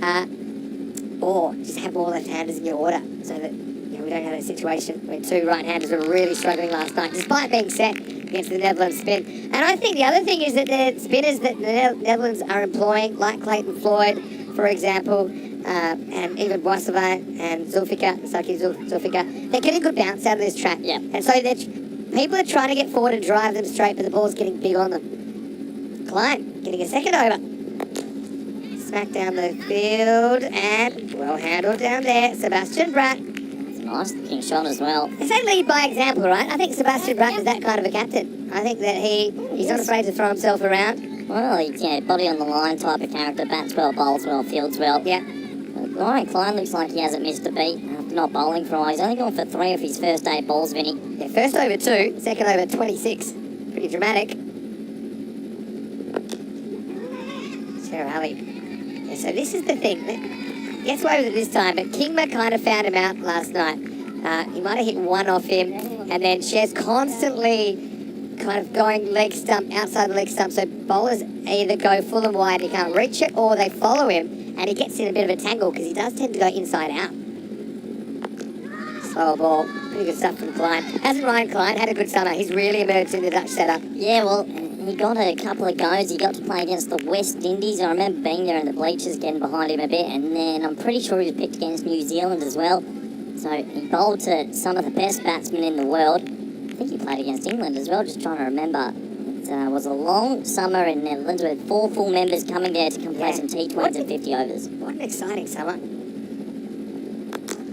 Goes short, hangs in the air, but luckily gets it straight enough, and had it safe. And so, Farooq Ahmed just get a single here. We talked about the Netherlands and their kind of position in the world. We talked about it a few times, and they are obviously trying to get up into that upper echelon of cricket. Well, technically in the 50 over stuff they are, because they've been playing the big boys. Yeah, that's exactly right. And I tell you what, they should have won 1 or 2 of those games. Oh, yeah. They really were in good positions. 100%. 100%. Klein, last ball of the over. Yeah, so it's into the power play. It's another one in the 30s. It's the 31 without loss after 3. Yeah, so I suppose, yeah, you're exactly right. I suppose the thing is that you want to stay there. Right, that's the issue, I suppose, with the Netherlands cricket. They've been... Unfortunately, the ICC is scrapping the Super League, so it's a little bit of an unknown what happens with the Netherlands and their 50 over cricket. But T20-wise, they'll off to the World Cup shortly, as most people know. Yeah, that'll be a pretty exciting experience. And look, who knows if there's injuries or something happens. Some of these players are very much in the frame to be down on I mean, if there was 1 or 2 injuries or something, awful happen, then a couple of these players I imagine would go straight in. How good's this man been with his leg spin? Scared Zulfikar. I love it. Sunglasses at night. Sunglasses at night's a good little 80s bit song. rogue. Yeah, well, it's not quite night time yet, so that's fair enough. Gotta say, Klein and Ellen Bass gonna have two more contrasting performances from opening bowlers because Klein goes for none for 5 off his 2. Ellen Bass went 26 off his 1. So they go to spin, and well, this has come back. He really likes this. Well, it's the most plum of plums I've seen in a while. Well, has he hit it? That's always a question. Is there bat in it? And that could be the thing that saves him. It's pretty close to the inside edge. So if the umpire hears 2 noises there, that's the only reason you could say it wasn't out. I guess you can never really tell from the replay. Yeah? That's out, Vinny. Well, we don't know that because they're a lot closer than us. This is driven away for 1. So certainly I would agree with you if there was no bat. So we're in that stage of the game here where the spinners are probably going to come on. You've got Clan Floyd, you've got Sakib, Philip Bossavane. It's going to be can Sweden find a way to be effective against it.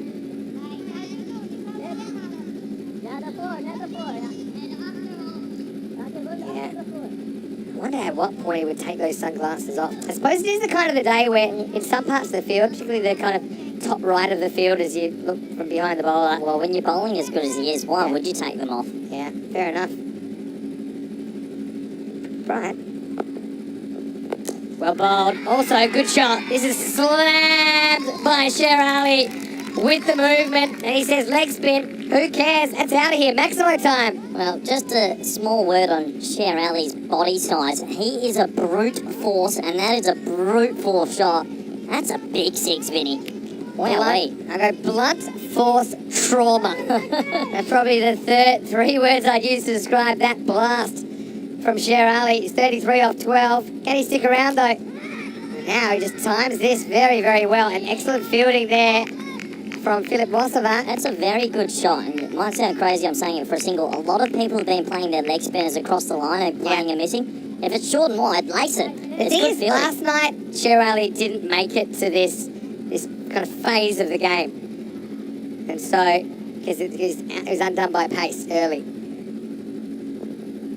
Oh, again. It's good bowling. That's the wrong one, Vinny. Yeah. I mean, what are you doing with Ahmed here? 5 off 10.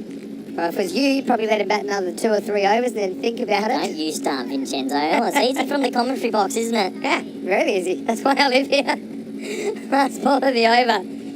Farouk, he's got to hit out or get out here. It doesn't either. The inside edge, he'll retain the strike. And I suppose Sher Ali's compensated for him a little bit so far. Into the 4th over, the score is 40 without loss. Yeah, 40 without loss. I think Sweden will be pretty happy with that. The Netherlands haven't let it get away, so I reckon both camps are happy at the moment. The big question is, will Netherlands get to chase something half decent for the first time? They haven't chased. Yeah. So that'll be good to see. Look at that, Sher Ali, 34-13. Plenty batting to come. Got to say, Raheem Safi's a really exciting cricketer as well. He's a guy who can actually bowl pace both hands. Really? We don't see the left-handers occasionally, but I remember we were in Landskrona in the south of Sweden, and it was towards the end of the game, and well, this guy's a pretty good left armer. I realised it was the same bowler as earlier that was bowling right on pace. I think he can even bat left-handed and right-handed as well. Yeah, okay, it's a pretty good skill It's to have. just Yeah, one but of those freakish guys. Is it at the same level as each hand? His bowling, I think his right-hand is slightly better, but his left-hand is like 80% as good, so it doesn't look completely crazy. Here's a guy that I've really enjoyed seeing in the ECC for the first time, Philip Wasserman. Yeah. I didn't name him Casper. Yeah, wonder why. They like to call him Flip as well, don't they? So there we go. And really, it's been the left-hander, Farouk Ahmed, that struggled with the leg spin so far. It's like smart to bring him on here in the 5th. Again, just hurries on, bit of overspin on that ball. Just a single. I want to say hello to all our Dutch viewers. I know there's plenty of them out there. Plenty of our Swedish viewers as well. Why don't you jump in the viewer comment section and say hello? Because it is the last game of the day. So we like to take random questions. Might even put up the social media in a second. And people can send us questions as well. My phone's dead, Vinny. Give us a few minutes. I can cover you as usual. Here's a good contest. Sher Ali, who's 34 off 13 balls, can split Bossavane. Good contest, this.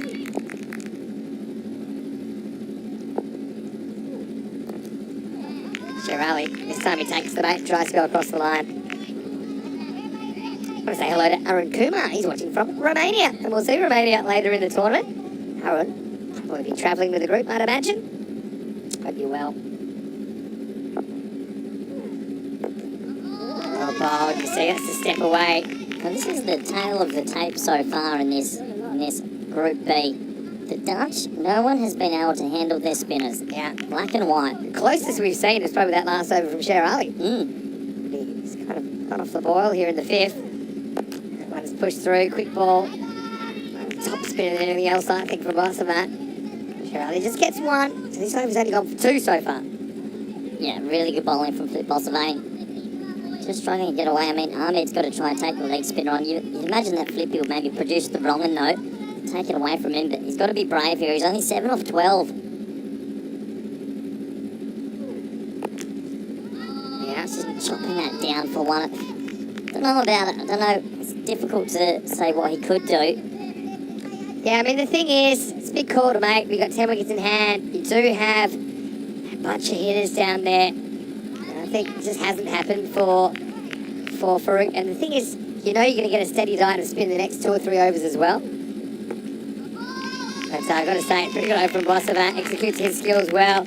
So Sweden hit the skids a bit, don't they, in the fifth, and at the halfway point, they haven't lost a wicket, but they haven't really done too much with about E. That's 43 without loss after 5. Well, it's a great time, last game of the day, to send us some questions. We're working on the photos, Corey, don't worry. But if you want to get me at Mr. Maximo on Instagram, I'll be checking that, even my Twitter. I'll have a look at that if I get a chance. I will do that in real time. And you get Corey as well on Instagram to see Ruckers_28. So Yeah, this is the only time you're allowed to sneak into our DMs. yeah, sneak into our DMs. Come We at want to me. hear from you. And of course, at EuropeanCricket.com, great place to go to keep up to date with what's happening in the world of European cricket. So yeah, we'd love to answer your questions and read out your comments. It's one of the unique and special things about watching cricket on the European Cricket Network and all of our international broadcasters, and of course on a fan code in the Indian subcontinent. So also, drop us a line. Let us know where you're watching from as well. We always love that. Hello to Rezwan Rabi, who's watching. He's in the comment section. Arun Kumar's got a good question for you coming up as we see for a comment. Hit a pretty decent ball, but straight down to Brunt for one. Arun's question is, Corey, as a coach, what would be your blueprint in T10 when you're batting first? What is your blueprint? Well, we were going on about our intent, and 50 out of 60 balls need to be looking to hit the boundary or clear the ropes, to be honest. And then if you're hitting everyone 2.5 out of 50 green dots to the boundary, it's around about 20 boundaries. Yeah, so you were scoring them, not on result, but on intent, yeah. Well, this is hit hard, it's hit high, and it's into the twilight sky maximal. Sher Ali has been much better in the even overs. Floyd, he hasn't been driven down the ground too much because he's getting good bounce, but Cher certainly catches up with that one, 6 runs. Well, it's a one-man show at the moment. He's doing everything to fight back against this Dutch team. This very good Dutch team as well. He's 41 off 18. He hits it a big way. It's a brute force. It's fearless though, isn't he? Floyd with a comeback ball. It's been quicker. Again, a step away. I just think he's been better when he stands still. If he's going to step away, then he should bat on off stump or outside. I've got to say, it makes some of these balls quite unreachable. I've got someone that's just slipped into my DMs who loves to hitter over Dyke. Now, Okay. he's been involved in the Dutch setup before. I hope you're enjoying hitter. It's interesting. Left-hander. He's just asking me who are the key players for the Dutch in my eyes. And to be completely honest, it's the man that's come for his first trip, Saqib's all fixture at the moment. Yeah. No one can touch him. And in the last game, he hit 41 off 12. So he's just become a double-wielded sort of player that no one can really control. Master it live in Rotterdam when we were there. Yeah, he can really own a game, can't he? Oh, his leg spin's so good and it's so quick. Wow! Well, that's going to be a sight screen buster. Maximal! Sher Ali. Wow, that ball's going to come back with a flat side. The 50s come up and Sher Ali is having a party at the moment. Well, 48 now of 20 deliveries. He's literally a one-man show. That's a great cricket shot. That's not easy. I mean, that was crunched. Yeah, that was. You heard the sound. I mean, I always went deaf in my headphones because the sound that ball made from our effects microphone. Sher Ali, again, reads that so well. Very low margin Rivera for the bowler here. Floyd. He's gone for 15 last ball of the over. And he'll get a little nick away. Take it. I don't know how intentional this is, Oh, but it's not he'll intentional. take the result, and so it'll be his 50 as well. What a good innings from Sherali. Even with a little bit of a wobble in the middle, he scores 52 off 21 here in match 10 with not a single four, but 7 maximos. Well, not a single four until that one, which brings up his 50. So 7 sixes and 1 4. Yeah. Yeah, so 46 in boundaries. Well done. I mean, he's doing this against guys that have played Pakistan, West Indies, England this year. Well done to him. And, well, the Dutch, no wickets yet. They're on 62 for none, but I still think both camps are pretty okay at the moment. It's a funny one. It is a funny one. I mean, the bowling figures quite polarising there. Those that went the journey and those that didn't. Yeah, the question for me was Sherali, and I said it before, can he handle kind of technically better bowling? So far, he's shown that he can. If we come and hit this hard, gets one, now Sher's got to go on a boundary hitting bonanza, really, you'd imagine. Roger Sarklane's come in with a question asking if you've got 100 runs to defend, who are your 11 best spinners, 11 best seamers? Let's just go down to one. Well, Name one spinner and one seamer if you had to defend 100 runs, Vinny. okay, I'm going to say Rashid Khan and Lasith Malinga. I thought we were talking T10. I'm just saying you can use them. Let's have a look at this one.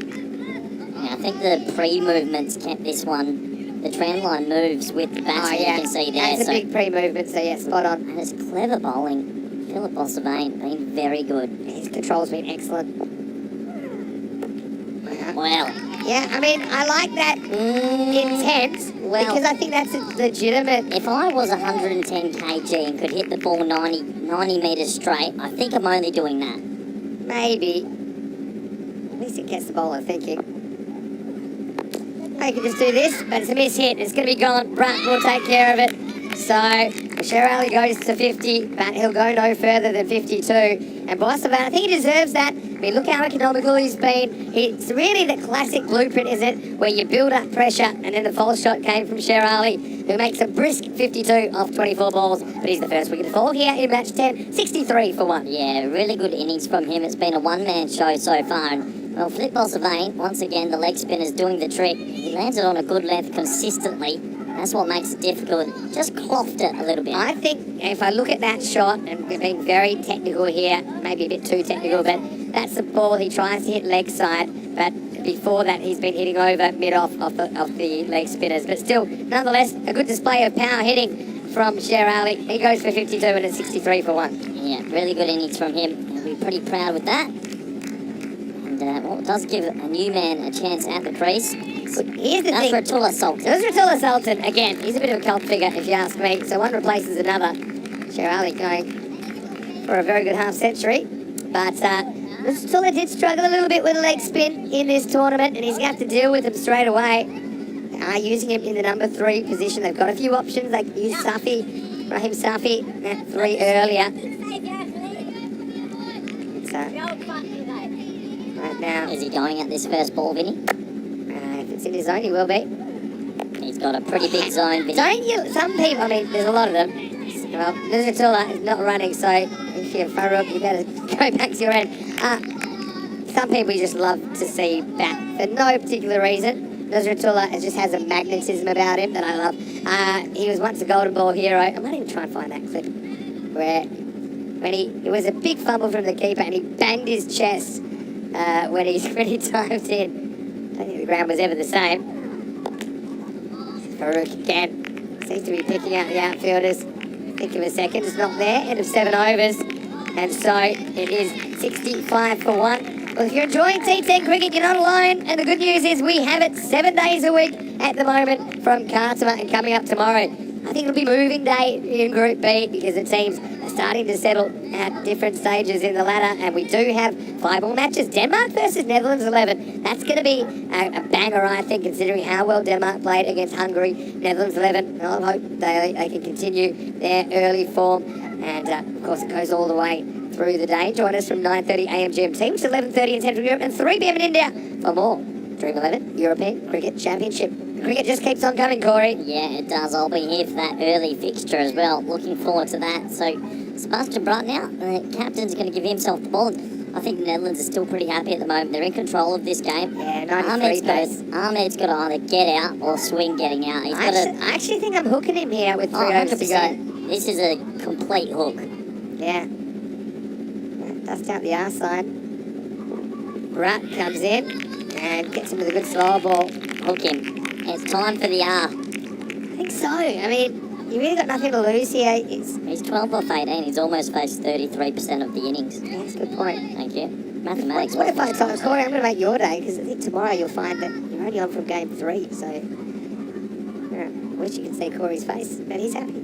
You can have a bit more of a brunch like I did today. Well, this one is going in. Bowler makes a meal of this one. Brunt, he doesn't bowl too many bad balls. Well, as soon as you mention the hook, Farouk's woken up, and that's actually his first boundary at 6. Maximo time over fine leg. Well, better late than never. Just angling in at the leg stump, and he puts it away. Nice shot. Another question from Hitter Overdyke, who won't leave us alone. Who's the favourites to win the tournament? I don't know. England, isn't it? Surely. Reigning champs. Probably.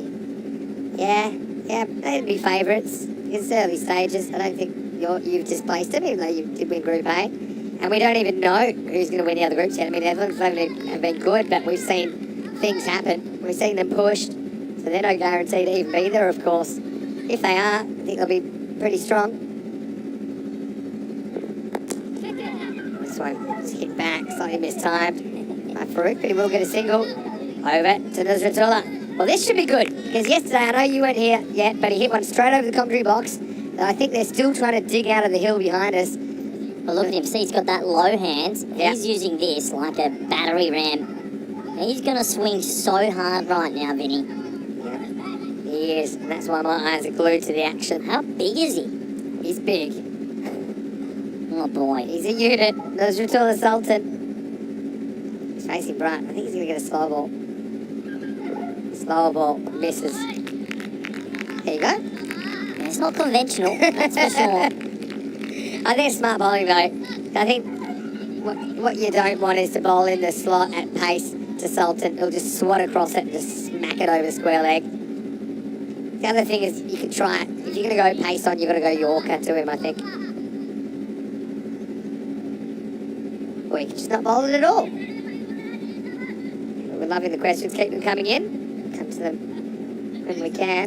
Roshan Pal's messaged me from India. No question, I'm from India and I'm a good cricket player. Good for you, Roshan. Okay, good to know. Maybe you have some good cricket players over there. Just like better now. So over it is, and it's going to be 6. So this time he picks it and he swats it. The Sultan's away. He is swinging Sweden up to 78. Maximo time. Well, you said when he hits it, Stacey, look at him on your screens there. Those forearms, oh my word. He basically blocked this 6. I mean, his arms are thicker than my legs, I think. Look at those biceps. My word, look at the man crush up here. He is huge. Guess what? You're not an army of one there, Corey. He's a popular cricketer. I know that Andrew Ryan, who sometimes gets in the box for us here, he makes me text him whenever Sultan comes into bat. He gets out of work. Oh, height maybe? Probably height. It must be height. Must be height. It was climbing. I had a feeling it's slightly over the top, but he's a long way back as well. And Nusratullah, he's got a $1 million smile as well. Well, everyone's smiling, Vinny. Yeah, and everyone wants to see the replay, that's why. Well, I think it might have hit him outside the line. It's actually a double patter. So it might, well, there's 2 things there, which I think are debatable. I think it's a smidgen outside the line. Yeah, I think if the initial impact was outside the line, if you ask me, that comes and hits both legs. Anyway, Nusratullah's not bothered. He'll be facing now because we'll head into the 9th. It's 79 for 1 after 8. One more question. Harsh Kumar Singh's slipped into my DMs. Who's winning the T20 World Cup? Vinny, go. Australia. All right. Do you know what? Last time I said that without thinking, and they did, and you said I was a moron. That was back in Greece. Remember that? I remember Greece too. Yeah, I'm not surprised. Yeah, we were in Greece. And you said no. So I'll stick with the hosts. Smashed. Yeah, that's how you do it. And, well, he gets bat on this one. Maximo! Nusrat goes bang. He had some issues against leg spin before, but I think he's put those issues to bed with that shot for now anyway. Oh my word, is that Kookaburra okay? He thumped that. That is just power. Oh, to bat with so much strength. I'm so envious right now. Yeah, well, guess what? You got 5 to come, but Sakib's a good bowler. He won't be too bothered about that. He'll feel he can get Sultan here. Good adjustment. Didn't give him something good drive, got him reaching. This is borderline. I think this is one that does turn a bit. Let's have a look at it on the replay. It's a wide for me. Does he take a slight step, It's a step cut shot. You outside? have to take a stop, so to take it. Was it take before that he shot. bowled it? Yeah. That's the question. Alright, he's got this slightly wrong, but it doesn't matter when you're that strong, because this is out of here. Maximo! Well, Sultan needed every centimetre of those biceps to muscle this out of the ground, because Corley, he was hunting it. He tried to pull it back from beyond, but he couldn't. 6 more to Sweden. Well, this is going to sound crazy. It's actually good bowling. He sees him run down, so he pitches it short, but he still brute forces it for 6. His miss hits even go for 6. Nusratullah Sultan. Oh yeah, oh yeah. When a plan comes together, the Sultan's swinging, and Sweden trying to get a competitive total on the board, move to 97. Maximo, and he's taking down Zulfiqar here in the 9th. Well, I know who my new favourite European cricket player is. It's this man, Zoltan. He builds houses for a living, and he's just huge. He's built like a certain kind of house, as we'd say in Australia. And Zulfiqar's trying to keep his cool here. He knows just one mistake and he'll have him, but he's running out of chances. He's only got 2 left in this over. They plug that gap now at deep square leg. I think they were encouraging him to play that shot. He said, "You don't even need to encourage me. I'm going to do it anyway." Ow, that's out of here. Oh, yeah. That one's over the trees. Maximo! Nusratullah Sultan is loving it, and it's all happening in the 9th. 100 up for Sweden. My word, Vincenzo. That has gone over the trees on the right of your screen. Yeah, that's big. Saqib's bowled a pretty good over here, if you ask me. He's done theoretically everything right. But I tell you what, if you thought the Sultan was going to slow down and take the 1 here, I think you got another thing coming. He's on a heater. He's got 4 out of 5. Wants to go again in the air. This is going to sail over the ropes, and another 6. Maximo! What an over for Sweden. I'm going to have to see exactly what happened, but I can tell you, Nusratullah is gone bang, bang, bang, bang, bang. It goes supersonic, 30 off the over, 5 6s and a dot. And, well, Sweden, that's an over to remember for them. 109 for 1 after 9. Well, we were just saying that not many teams have played the leg spin too well. Mr. Sultan, hats off to you. This is great for the game, Vinny, because Netherlands are going to have their first chase under lights. This is going to be a pressure game all of a sudden. I can't wait to see how they respond. What a game. Nusratullah Sultan. You beauty. Oh, man. And look, I love Saqib, don't get me wrong, but you got to love watching a big unit just Tell you not what. care where the ball is and start smacking it everywhere. Ahmed, you've got to get minimum of 1, please. Got to run here. Well, No. they'll get away with it, and they do not want 2 here. No. Sultan, the good thing about him is he hates running. So there was no chance that he was going to turn for 2. Well, buses don't turn quickly, and he wasn't moving there. So he's 37 off 10. I think we had a 50 off 12 balls last week. I mean, what power hitting. We were talking it up how big he is, and he's just shown his brute power. Can they get to 120? Sweden! Lucky little Sweden. All right, this should be interesting. Brutt's a good... Brutt's the guy who you want with the ball in his hand at the 10th over, though. Now, I find Nusratullah Sultan here, I'm playing for a slower ball. Yeah, and then you 100%. can adjust to a quick one, not the other way around. Or... Watch how he holds the ball here. Yeah. Is it deep in his hand? Knuckleball? This is 100% a slower ball. That was kind of in between. Oh, I like it. Yeah. They're not taking the 1. I like it Oh, too. I love it. Well, when Yeah. you've got someone striking under 100 and then you have someone striking at 370, why would you take the 1? Yeah, true. Oh, Sultan's just alphaed him. But then, does that beg the question, why do you still even have Farouk Ahmed at the crease? 100%. You might as well retire Farouk Ahmed, but I like it. He's thinking. I mean, he's 37 off 11. Back yourself. This is a great contest now, if you ask me. 4 to come. He's just trying to go sideways, but accidentally he's going to get 6. Maximo! And Nusratullah, I just assumed this went for 6 because he's so powerful, and Bratt puts the base on, and he's actually batting front on. He's actually facing the jungle here, so he's not mucking around. He's actually telling Seb, it's like Babe Ruth calling his shot. He's just looking straight in the jungle saying, this is where I'm trying to hit you. And regardless, it'll be 6. Well, if people thought Netherlands were going to come here and beat Sweden comfortably, they are saying no way, Jose. Look at this approach. See if he does it again. He almost went full shift Ryan Chandapal on him, saying, hey, guess what? This is where I'm hitting it. 3 to come. Wide. Oh, that's such a wide. That is such a wide.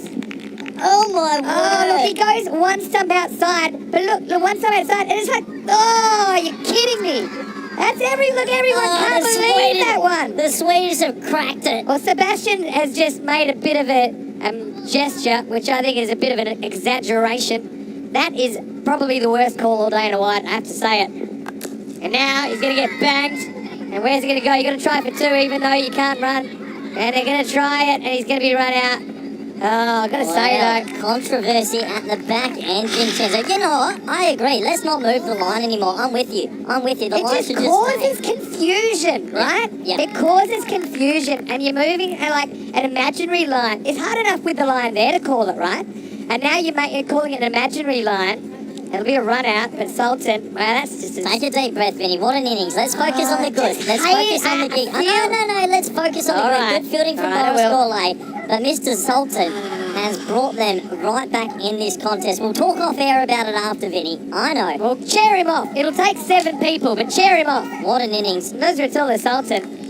What a special innings it is. I mean, he's basically got Sweden right back into this game, and he deserves a big round of applause. He sure does. Let's focus on that innings from Sultan. It was a coming of age, really, at this level. He's going to be a very popular cricketer. He already is, if you know about the Sultan.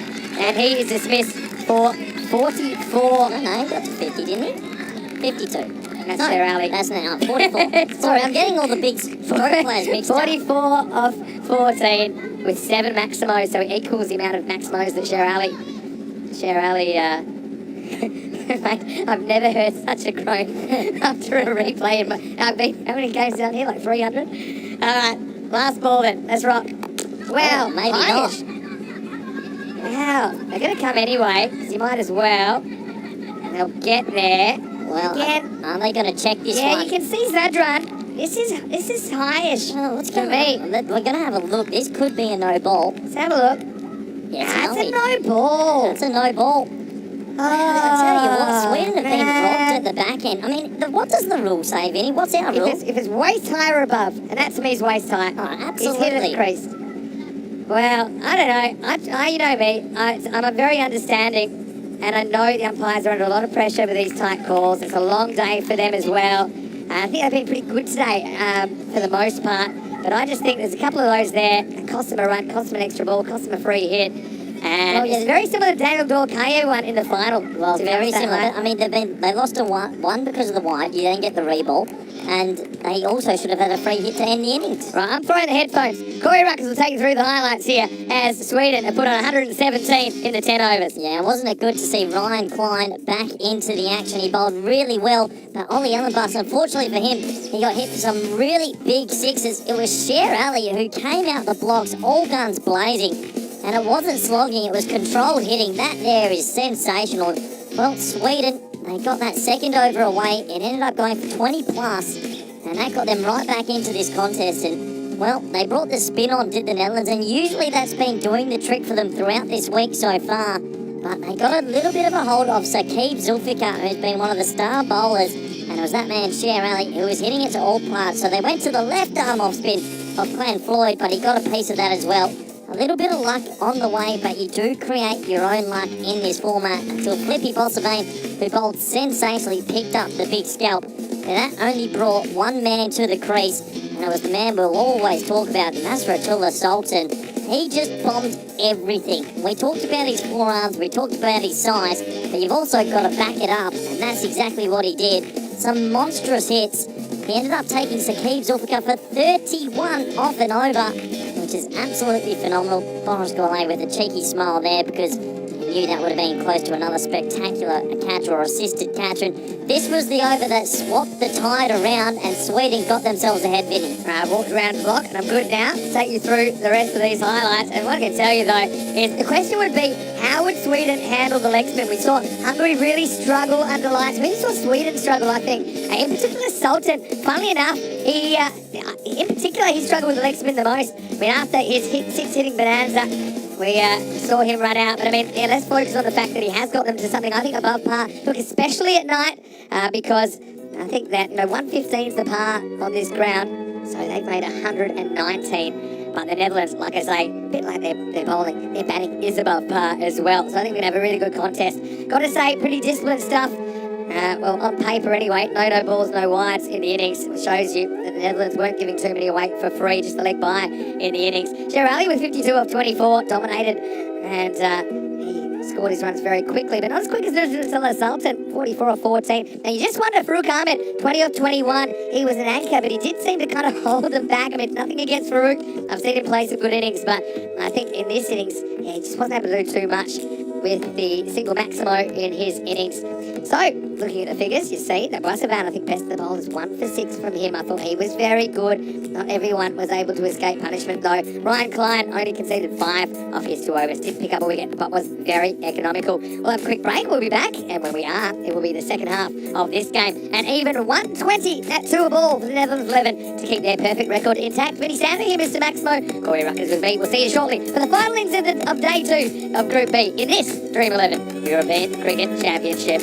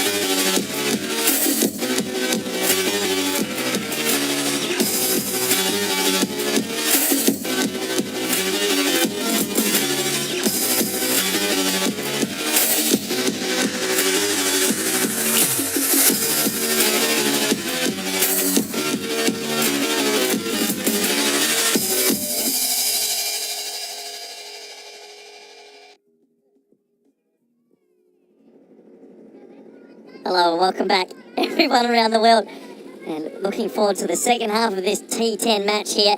Well, do we have an upset on the cards? Sweden got themselves up to a pretty competitive score with some impressive hitting right at the back end. And with that bombing right at the back end, they ended up on 119 for 2. So the Netherlands, I think this is a blessing in disguise because they're going to have to get on with it from ball 1. That might loosen the shackles. That's Aryan done on the screen, and Clayton Floyd, he's back at the top. I like that. So 120 to win. Welcome back, everyone in India, around the world, and those on fan code, and everyone on our network providers. This promises to be a good game under lights. The sun is gone on another great day. So we're almost ready to go here. Sweden, maybe, with their noses ahead, but you sort of feel this Dutch batting lineup still very dangerous. Welcome back, Vinny Sandu. Vinny, here we go. Momad to open the bowling pod really well against the Dutch yesterday. Here he is opening up and he gets completely wrong. Wow. Just for a guy that's had such good control, he gets the release point wrong here and it swings way past Joti. He couldn't go gadget arms and the Dutch get a bonus 5. Well, all of a sudden you're chasing 115. That's a perfect result if you're the Dutch. I think it's a blessing in disguise, Vinny.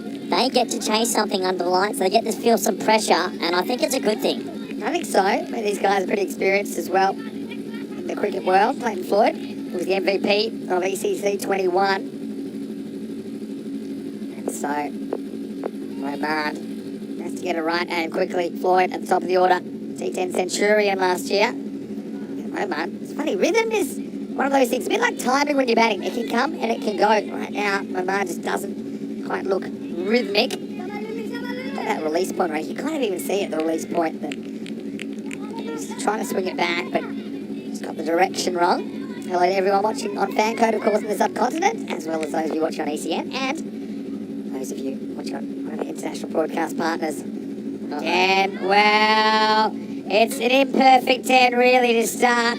As he gets it wrong again, getting the body angle wrong here, Momad, and Joti gets a double bouncer this time. 10 wides on the board before an actual ball's bowled. Well, that sort of sucks the life out of it a bit because now they're only chasing 109 and that's under par. You're 110 now, and don't forget, Sweden had those couple of calls, which we're not going to discuss because everyone was getting a bit emotional about it because Sultan was in a moment, but it's kind of got, Oh dear. got taken away a bit too soon, I felt.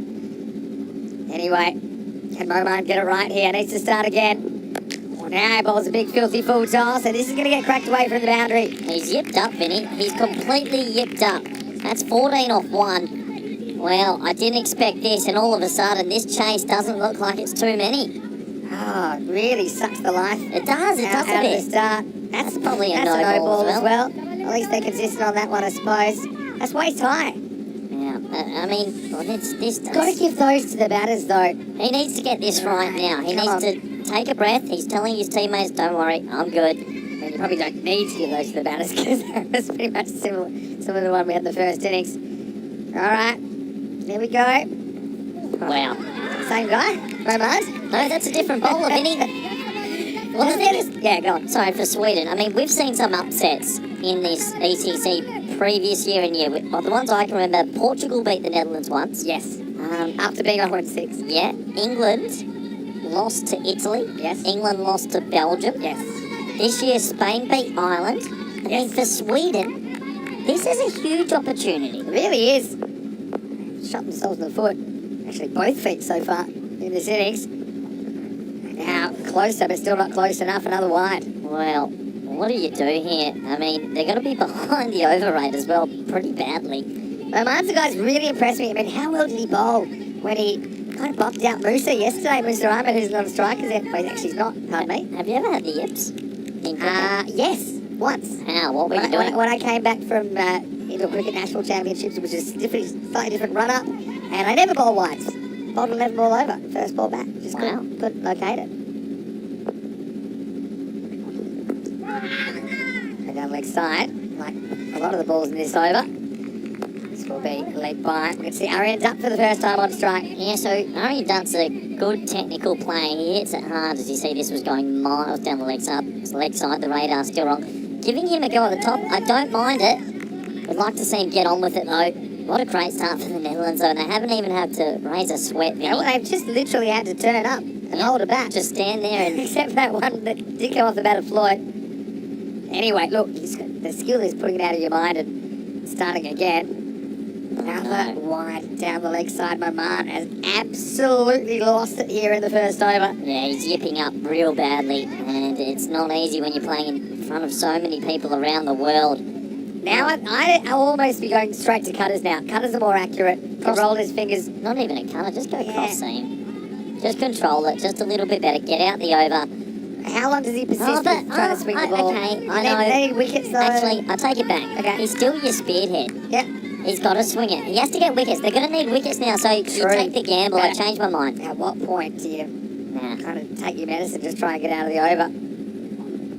I think he does roll his fingers a little bit on this one. Yeah, definitely. That was a cutter. Oh no! There's a big mix-up here.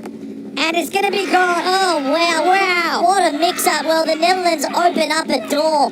That was horrendous running. And Clayton Floyd, he's going to have to go. Arian Dutt's been known for poor running before. Whose fault was this one? Oh, we're about to find out. What a weird first over. Well, maybe they're werewolves here because it's all come out to play as the sun's gone down on the Costa del Sol.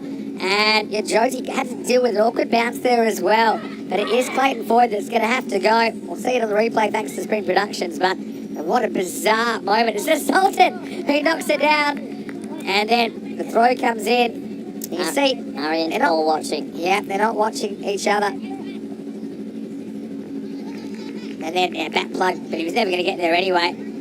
Yeah, so I just think Clayton Floyd's calling and he's pushing for it here. But Arian, he says no and then hopes that, Clayton Floyd will disappear when he doesn't look at him. But Clayton was still coming. And so, Jochi does the rest. Nice bit of keeping just to take that in the end because he did get a bit of an awkward bounce. So the Netherlands are 18 for 1. Well, they get a bit of a lifeline here after what's been a really poor start. Does bring Boris Gourlay to the crease. He's looked in a rich vein of form. I'll give you a hypothetical in a second. Gourlay, well, this almost carries but doesn't to Azam Khalil. And it will be a single. I mean, we're still not out of first over or even close because there's still 2 to come. Would you spend 16 runs to get rid of Clayton Floyd? Good on. No, not worth it. No. Just asking as a trade. Not for the strike rate that it is. Because you're giving 16 saying, runs at basically infinity. I'm saying, would you give it a target? I'm going to use 16 as a number. Yeah, would you rather 16 off 0? Would you rather defend 104 with a Floydless Netherlands or 120 with a Floyd? All right, this is going to be cracked away. That's a really good cricket shot. Very good cricket shot by Arian Dutt. Oh, he's had to recover after, I suppose, getting involved in that huge mix-up with Floyd, but can't really criticise this, just pushes this one. Pure timing, 4 runs. Yeah, nice shot, 4 runs, and, well, that's a good way to get him going. 23 for 1, or off 1. Or 13 after the first 10 were given away before a ball was legally bowled. I think that over really does push the Netherlands into a good position. Does. 73 matches without a golden ball. According to when was your last golden ball? I'm going to say I haven't had one personally in 31st of March Portugal. Long Catastrophe time. Portugal. How many games am I up to, actually? You always say this. I think you've Oh, I'd be close. been nudging towards the 300 mark, probably. Hope so. 290s. Yeah, we'll work it out later. Get the graphic up for tomorrow, Vinny, because I reckon tomorrow's the The day. thing is, as commentators, we don't celebrate 100-game milestones. Oh, because, I do. Because we'd be having over one cell. It's like having a birthday every month. Because in a month, we'll do around about, what would it be? It's over 100 games a month. Anyway, deep in his crease here is Corley. Just like to get funky. It's a bit crazy here. Wow. Oh, well done. They'll get one overthrow. That's probably a deal. What is going on there? Look at that. People are slippery and slide. It's all happening right now, Vinny. Well, that's a great piece of backing up. I mean, firstly, it's an outrageous stroke by a goalie. It all happens at night. And he gets here on, like, 2 pads. Oh, that's brilliant. That was flying for 4-leg buys. And then, yeah, did you see Arinda actually crashed into the bowler Chowdhury, I think, as he was attempting that overthrow. So, there's Viv. Got his glasses on. Yeah, very popular character, Viv Kigma. Chowdhury. Up and straight, needs to be stopped at his stop. Zabia I'm really surprised to see that with Boris Gorlan Australia, they don't have a fine leg. I mean, nearly every team must know this now. He loves the ramp, he loves the paddle. He does it, he's done it all tournament from his first few balls. They do have the fine leg up, though. There is one. I mean, do you attempt but not- to do it once? Because that wasn't a good one. You know, it can also be his undoing, right? His strength is his weakness in that sense. Yes and no.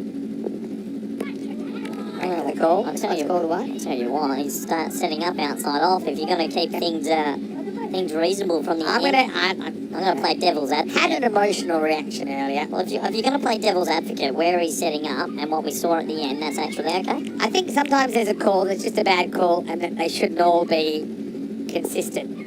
If that means they don't be consistently wrong. All right, this is in the air, and it's going to be out of the ground. Maximo. A bit more of a traditional shot this time from goalie, but it's the slog sweepers, as you like to call it. He gets down on one knee and escorts it out of the ground. Yeah, he's very good at this. He's really good at this. Nice shot. Sometimes you want to do it. Does he have to lap when he's so good at that? I noticed some of these guys are so deep in their crease, they'd actually hit the stumps with their bat, but because they're outside off, they don't. This one is well knocked down by Zahid. Not going to go for a 2 this time. Yeah, so I mean, that's the thing. Look, we had a bit of an emotional reaction because we're all caught up in the moment. You had a moment. When you're the rational one, and we know it's danger time, but in the end, you know, sometimes you just got to say, look, it was a bad call. You'll have the same situation again. You don't want to call it the same again. You just want to try and get as many right as possible. Chowdhury's gone for 9 here. In the air. And, well, it'll be taken. What a good catch that is. Excellent catch from Zaka Takawi. It just hung in the air a little bit too long. And that's going to be the end of Ari and Dutt, who's going to have to go for just the 6 in the end. And Netherlands have lost both openers now. They're 33 for 2. Well, Netherlands keep tinkering with who's going to open the innings, and this is what keeps happening. Ari Dutt goes, he got nothing of that. Really smart catch though, Vinny. The Swedes, well, they're up for this. Had a good first couple of steps there, Takawi. You know, a lot of talk about, okay, under lights, fielding, under lights. Over it. I honestly think the only teams that have really been affected by it have been the ones that have been talking about it. I think that, like... Well, funny you say that, because we had a rule for the Spanish. We said, do not talk about the lights. It's not a variable we control. That's true. Just get on with it. Yeah, excellent catch by Takawi. Goes to his preferred side, the left, but still had a lot to do. So, Ari and Dutt, we're going to have an uncomfortable conversation with Floyd in the dugout. Well, Sweden still have a lot of work to do. Ryan Klein comes in. We know how powerful he is. He's a bit more of a batting all-rounder in this trip. And they've still got Sebastian Bratt, Sakib, Zulfikar. I mean, they're such a dangerous side, the Dutch. Still feel like they're in control. Chowdhury with a big wicket. Klein. To keep out a good one first up into the second over. Game's alive, Corey. 2 overs down. It's 33 for 2. Well, this is a huge opportunity for Sweden. We were just talking about some of the upsets we've seen in the last 2 years of maybe a lesser-known country beating a very well-known country. I mean, this would go down as Sweden's biggest ever victory. Yeah, I think you're exactly If they right got there. Yeah, I would agree. It'd be a great day in their cricketing history. 2 teams tied on 6 points. Finland 3-1 did taste defeat for the first time today. Netherlands 11. They can't hanging in the balance here. I do think they're probably just a little bit ahead in the game. How many times do you see a team in fourth that's 1 and 3 with a positive net run rate? Denmark aren't out of this. And you know what? They absolutely whacked them earlier. And they've got the Dutch in the morning. And that's not going to be an easy game for the Netherlands either. You saw how well Shungi T-batted. He was something else. He smokes it. He is different gravy. One thing we got to know, when did this innings start? I know it's early to say this, but they are bowling extremely slowly. This innings has been going about 12 minutes. Of course, they've got the clock up there now, right? So they've got the clock on the board next to Frederick Constant. So Tell you what, you don't want penalty runs later in the piece. yeah, that is so true. I like this. You're going back to your spearhead and you're saying, forget that first over. You're the spearhead for a reason. You swing the ball at night. Let's go. Big gamble to bowl Momad. Gone! And Rob Gawley tries it. One too many party tricks of Momad. A very different start this over. It crashes into the stumps. And Boris, he has to walk. It's 33 for 3. Well, I actually think he hits this. I think he gets it off the bat into the stumps, so he'll go down and play it on. Man, I love watching him bang it straight. I know this is a good shot for him, but this time, unfortunately, he loses his wicket. Vinny, I think this is off the bat. Yeah, maybe. I mean, that's where you need to get the old men in black glasses, don't you? And just erase the last 12 minutes from Lamar Momad's injury, from his memory. Let's have a look.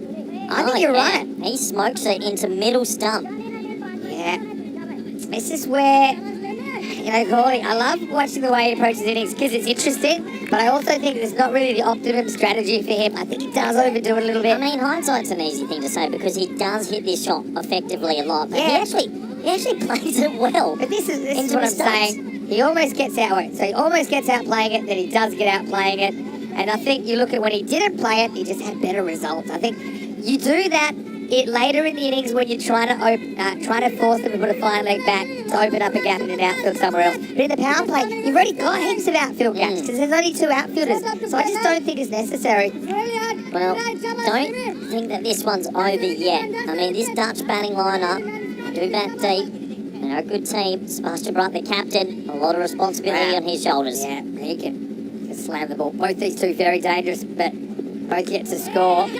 Sebastian will grab a single here to get off the mark, and he was the hero last night, wasn't he, when he defended only a handful of runs against Hungary. And this is the thing, Hungary got in a winning position last night and just couldn't finish it off. I don't think I would ever say Sweden's been really ahead in this game, but they've kind of got it to in the balance after making 119. Let's give some credit to Moment as well. To come back like that after you bowled 12 wides or 14 wides, sensational. That is resilience. That is a little bit short. This is absolutely cracked. That is a fence smasher. Well, Pete, well, you better hide behind that fence, and hopefully it's Kookaburra proof because Clark gets off the mark with a bang. He's a powerful man, and I think that shot basically sums it up. That was brute force crunch. He has laced that. It's only 2 bounces for 4. Yeah. The thing I'd worry about for Mamad is if he does bowl a leg side wide, where will he be at? It's only halfway through this over. It's been a much better one at this stage. This has the feeling that it's going to be a Tuesday night doozy. I love the cricket under lights. It's always exciting. Yeah. Tuesday night cricket live from Spain on ECN. This one is a cutter and it beats the field. So it's going to be 4. Client's looking really, really dominant here. Back-to-back boundaries in the last over of the power play. Well, the thing is, the Dutch's run rate is absolutely fine. It's just the wickets column might make him a bit twitchy. I mean, he didn't get all of that, and middle was quite wide, so maybe half a chance. Just a round of applause, a sedate round of applause by the Dutch. They'll be maybe a tad nervous, but still think they're ahead at the moment. It's been a huge risk if he could get him, and he sprays it. This is almost off the pitch. This one doesn't swing at all. Jyoti gets a fingernail on it, but this is going to be probably another 5. That's a no ball for off the pitch. Well, did it not land on the pitch? He's yipped up. It was super close to the edge of the pitch, and so we'll have a look at it on the replay. So he'll only have 1 against his figures here. It'll go down as 4 byes. Yep, that's off the pitch. My word. I mean, this is what it is. Okay, now the ball's not swinging for him, so now he's putting it out there for it to swing. This is where I thought it's going to be hard for him. If 1 gets away from him, he's still got to get out of this over. And there's a free hit coming up as well. Oh, no. What a weird game this has been. Yeah, not a bad ball, but not a bad shot either, as it's muscled out of the ground.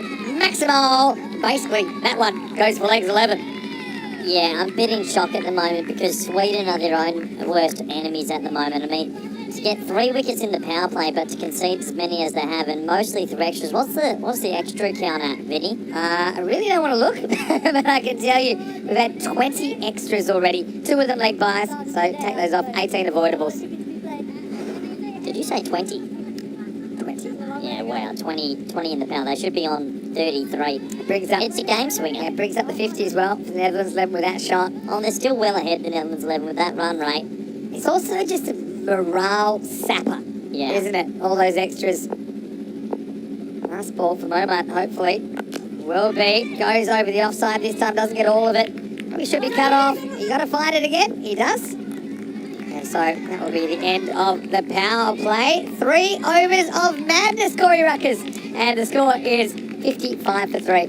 Yeah, I don't think I've ever seen 20 extras in the power play, 3 wickets, and the team on 55. This is an odd sort of evening. We've had a couple of odd evenings, haven't we? It's like when the full moon's out, Vinny, and the kooks come out. It's got the full moon. Yeah, the This is the heebie-jeebies. full moon period I where start getting a bit even weird. look at that first innings where there's some really, really tight overs and just some terrible overs. It was kind of mountains and molehills kind of first half of this game. Yeah, absolutely. Very odd game. I think this man coming into bowl right now is the key for Sweden to get back into it. The left arm off spinner with a really good arm ball. His name is Zuko Takaway. He is a very good bowler, and he needs to find a breakthrough and a couple of dot balls just to calm down the Swedes. Yeah, so he's been a pretty good performer to Carl. He took a very good catch. So now what are we down to? I mean, they need basically 93 pace from here. 9.3 and over. Not much, yeah. They're well ahead. Well ahead. And let's just hope it's one of those games for him because he has been so impressive so far for Sweden. Look at that. Your nervous faces over there. Tell you what, every time this guy bowls his first ball, it swings in at the stumps, and the duck didn't read him last time. Yeah. I mean, he's lucky he got some bat on Tough that. for Joti as well because I think he's been beaten by that angle a few times as well. How harsh is the 4 buys on the keeper for that no ball off the pitch? Yeah, that's 4 buys. That's so rough. That is rough. Well, goes for this. That's and mine. Gets it pretty good. And you need to get out of the way because that's a banging off the comedy box. Maximo, 6 runs. That one, I think, might have knocked one of the lights out. Well, I'm giving you a hip and shoulder as I tried to catch that. Spewing. I thought that was coming straight to us. I know, we get called the odd couple sometimes. I'm painting a line down the middle of this commentary box and you stay on your side and I'll stay on mine. That one was coming our way. Nice, good footwork. He's going to manoeuvre this one for 4 more. Cuatro, carreras más. Klein, very, very dangerous here. Well, I think the bowling's been good for him because he's certainly been free in his arms. And he is 26 off just 8 balls. Yeah, I think Sweden are their own worst enemies here. Those 20 extras in the power play and then a couple of long hops. I mean, that ball there, I think anyone would put that away for 4. I just think that maybe the occasion's gotten to them a bit here. They went into that break so cock-a-hoot. And right now, it's just running away. Yeah, such a strange game so far. Oh, he's so unlucky not to chop that on for the Swedes. That's that arm ball that not many people are able to read. Yeah, I mean, sometimes, look, correlation isn't causation. Maybe Moman was destined to just have a game where he sprayed them. But still, he's put his team in quite the hole. This should be stumped. I think this might be, well... I don't think so. I don't think it's gone down there. It bounces off him onto the stumps, but when? That's my Nah, question. not quick enough for me. Look. He's back. He's back anyway. That didn't go on, yeah, he's back, but Yeah, no. that's another big opportunity. I mean, just another small thing that the Swedish players have missed. It's not the easiest because it goes straight over the stumps, but still, you'd hope to get it. Now, this is range hitting straight down the middle. Well, Tiger Woods would have been happy with that one from Brunt, who gets a boundary, and that is the end of the 4th over. Netherlands 11, very impressive. Now they need under 50. It's 71 for 3 after 4. Yeah, well, he had a life the ball before, and he cashes in the next ball. Netherlands 11 in complete control of this fixture, only need to go at 8s. And yeah, there's a lot of moments that Sweden will look at right now. The 20 extras in the bottom left of your screen, the missed stumping. Yeah, I mean, it's not as easy of a stumping as it looks on TV, that one, because as a keeper, and he's kind of slung it through a bit. You're not really sure if it'll turn or not. And I think he thought it was going to hit the stumps. yeah, that's Just the thing. when When they're around the stumps, you still have to pretend the stumps aren't there. I think it was a slightly awkward one for Josie. He'll be disappointed he wasn't able to take it. So now, gonna see Raheem Safi. He's going, boys. Looking forward to seeing him participate in the match, and here he is. Now, do they have a window back into this? 2 quick wickets, fifth, and maybe leave 50 or 5, get it back up to 10s.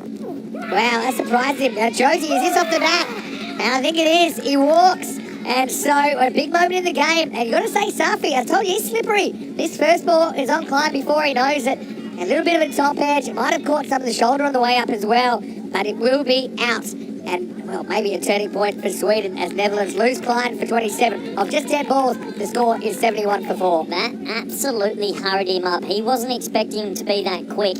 And that's exactly what they need, not only just for the wicket, to get the boys together in a huddle, just to have a chat and say, calm it down, calm it down. But what a good innings from Ryan Klein. Yeah, it was a really good innings, wasn't it? Counter-attack after a bit of chaos in the first couple of overs. But Ryan Klein, certainly a cricketer that we love to see here at the Cartam-a-Oval. Leaves his team in a pretty good position. Yeah, straight off the gloves, that one, I think, in the end. But Safi, I kind of mentioned it earlier, there's not much to him, but he really kind of loads up and uncoils in his action. But it's not going to be easy because Saqib Zulfikar's come to the crease, and he is a guy that can really win you a match. And right now, they're in a good position, Netherlands 11. Yeah, absolutely. I mean, if they're going to win this game, Sweden, they have to remove these two quickly. Pitches up this time. Drive square for 1. The thing is, if you can get Saqib and Sebastian out, and they've still got Musa Ahmed, who's not in the greatest form at the moment, Arnav Jain, who maybe isn't a T10 batsman, you're sort of opening it up a bit. But these two, if they bat for a period of time, this game's going to be dead. Run rate required 8.4. That's not much, Vinny. It's not, but if you can bowl a good over at this stage of the game, it can go up quickly. That's what they'll be telling themselves. Again, have a look at the face of Safi here.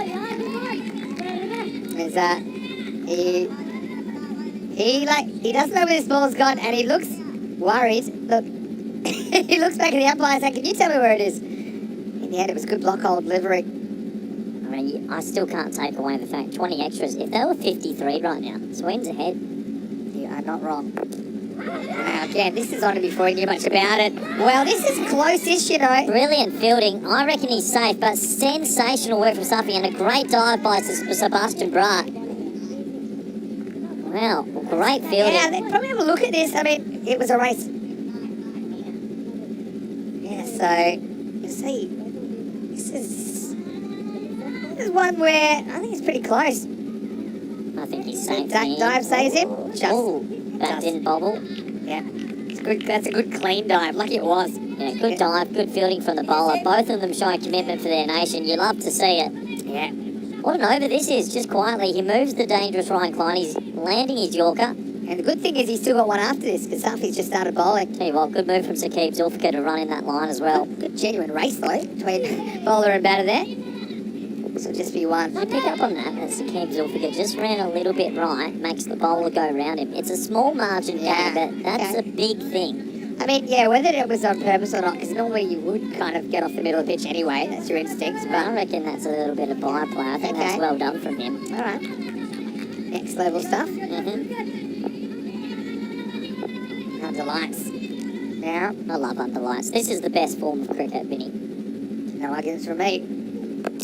Well bowled. What an over. Safi's just throwing himself at his feet, but what a fantastic over that has been. He takes 1 for 5, almost burgles run out as well, and maybe bringing Sweden back into the conversation. 76 for 4 after 5. Vinny Sandu here, Mr. Maximo. Alongside me is Corey Ruckers. This is the late shift on ECN. Well, you always wanted ECN after dark, Corey. Now you've got it. Yeah, we do have that. I love it. I think the nights give it a little bit of a different aspect. The players have to adjust, and it's always good to see who can adjust and who can't. Yeah, that's true. I think what we're seeing as well, and you mentioned it earlier, is that teams that just get out there and don't worry about the fact that under lights don't seem to aren't having too many problems. So I mean, you said something I thought was very smart when you were coaching Spain. It wasn't a variable, so let's not spend any energy about it. And that's something I've heard coaches say before. Yeah, absolutely. Like, why do you talk about the weather? Why do you talk about life? Just get on with it and enjoy the game. Yeah, that's so true. Anyway, getting ready for another guy. This is Zabi Zahid. He's been good at the death, and he will do the same thing Safi tried to do there. Just go block hole. Doesn't have a lot of variations that he'll use, but he'll just try and locate. Misses. Full. And well good knocked fielding. down. Yeah, good fielding. I thought he spliced that perfectly in the gap. But Zabi's been good, really good with the ball. He's been probably the most consistent performer for Sweden with the ball through the back end of the innings, and he's still got 2 to spend. So you got 3 overs from here, assuming Zahid bowls well, which we don't know yet. Yeah. You got 1 from Safi. Okay. Rate's crept down a little bit towards 9.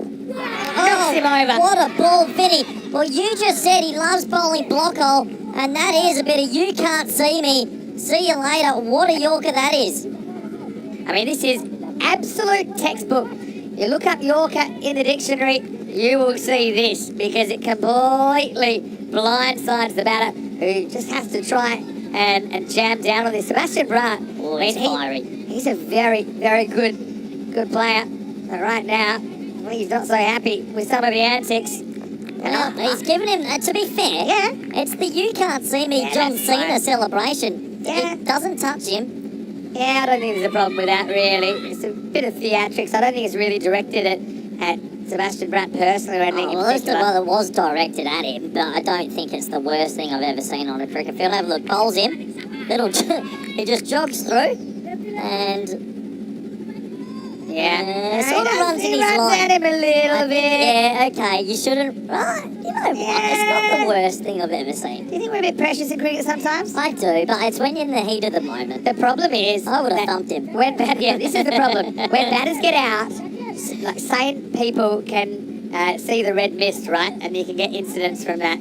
But Brandt, I mean, say now you see me, now you don't. I don't think you saw much of that. That was a really slippery Yorker. You know what? It's probably not in the spirit of the game, but there's a lot of emotion on the line. And I mean, for Sweden, this could go down as one of the greatest wins in their cricketing history. So you sort of understand it. Anyway, Musa Ahmed. That's got to be wide. Musa Ahmed, for me, hasn't looked in form at all so far. He's had 3 innings and a bit. Aloof in all of them. It's a strange one. Okay, here's what I will say. This is my general philosophy. Is when you get out in the T10 match, because in this tournament, batters will have up to 8 or more chances to bat. It's not like you're ruining their whole weekend, like when we play cricket. So I think, I don't mind a bit of the byplay. Oh, Musa again. Don't know too much about this one. Leading edge, out for 1. Yeah, we're not used to seeing Musa not time the ball as well, so maybe he's going to come good in this one. Tell you what, there's a bit of pressure now on Sakeem Zulfikar. We said that if they moved Klein and Sebastian Brandt together, they're back in. They're back in. So that's your window. That's your window Basically. open. I mean, you pick up another wicket here. We're starting to get into Ellen Bass, Arnav Jain. You never know. That rate's just crept above 9 again. Well bowled. Well bowled. I just had a feeling he'd fumble that. They may think of it too. They will. He fumbles it a second time. Well, it's disappointing for the Sultan. And it's not easy to get down to the ground when you've got biceps that big. But they do lead the second. He just checked his bicep as well. I hope that ball's okay. It's the second fumble for me. He said, okay, I'm going to... Actually, I can't run you out. Slower ball. That is the variation from Zahid. But yeah, I like that he hasn't overbowled that slower ball because you can see his genuine just block hole pace on delivery has been pretty effective because he's landed it. Yeah, good on Sweden for getting themselves back in the game here. I mean, this is 2 nights in a row that people would have thought, but Hungary and Sweden are pushing the Dutch who... I mean, this team, a lot of them played some high level cricket this year. Yeah, no doubt about it. Oh, a little bottom edge into the ground. So Musa still just struggling to come to terms with the conditions here. At the end of the 6th over, it's 82 for 538 required off the last 24 balls. Do we have another big finish on the cards here? Under lights at the Cardsma Oval. Yes, well, unless someone goes bonkers, we're guaranteed probably a last over finish again. And I mean, they've got all the bowling options there. I mean, Moment, their spearhead went for 40. It's just mind-boggling how this game's been. I don't want to play Harry Hindsight, but wouldn't you love 10 runs back right now? Hindsight. Just the 10 before you started. What is it, 23 extras? So it's like 38 off 24. Wouldn't you love 48 off 24 if you're Sweden? Even just those first 2. Anyway, can't change the past. What will the future bring? Raheem Safi, no surprises, coming back after delivering a top-class first over. Well, this is what wickets do. Saqib Zulfikar playing a little bit within himself this time. In the previous game, he would have hit that ball for 6. He hit 40 odd of about 10. Just a couple of wickets have made them get a little bit tight. Great match, this. Yeah, it is. Ebbs and flows. We are having some brilliant night games have been the closest so far. Maybe we should just start it this time. Yeah, I wouldn't mind working till 5 a.m. Well, we have talked about doing a 48-hour T10 kind of cricket marathon. No contact here. He's got 2 left-handers at the crease now. Well, one thing Musa Ahmed can't do is get out there and choke up an end and choke up dot balls. He has struggled so far, which is very uncharacteristic for him. I mean, he's missing out on those wide balls of off-stump this tournament where he's usually very efficient.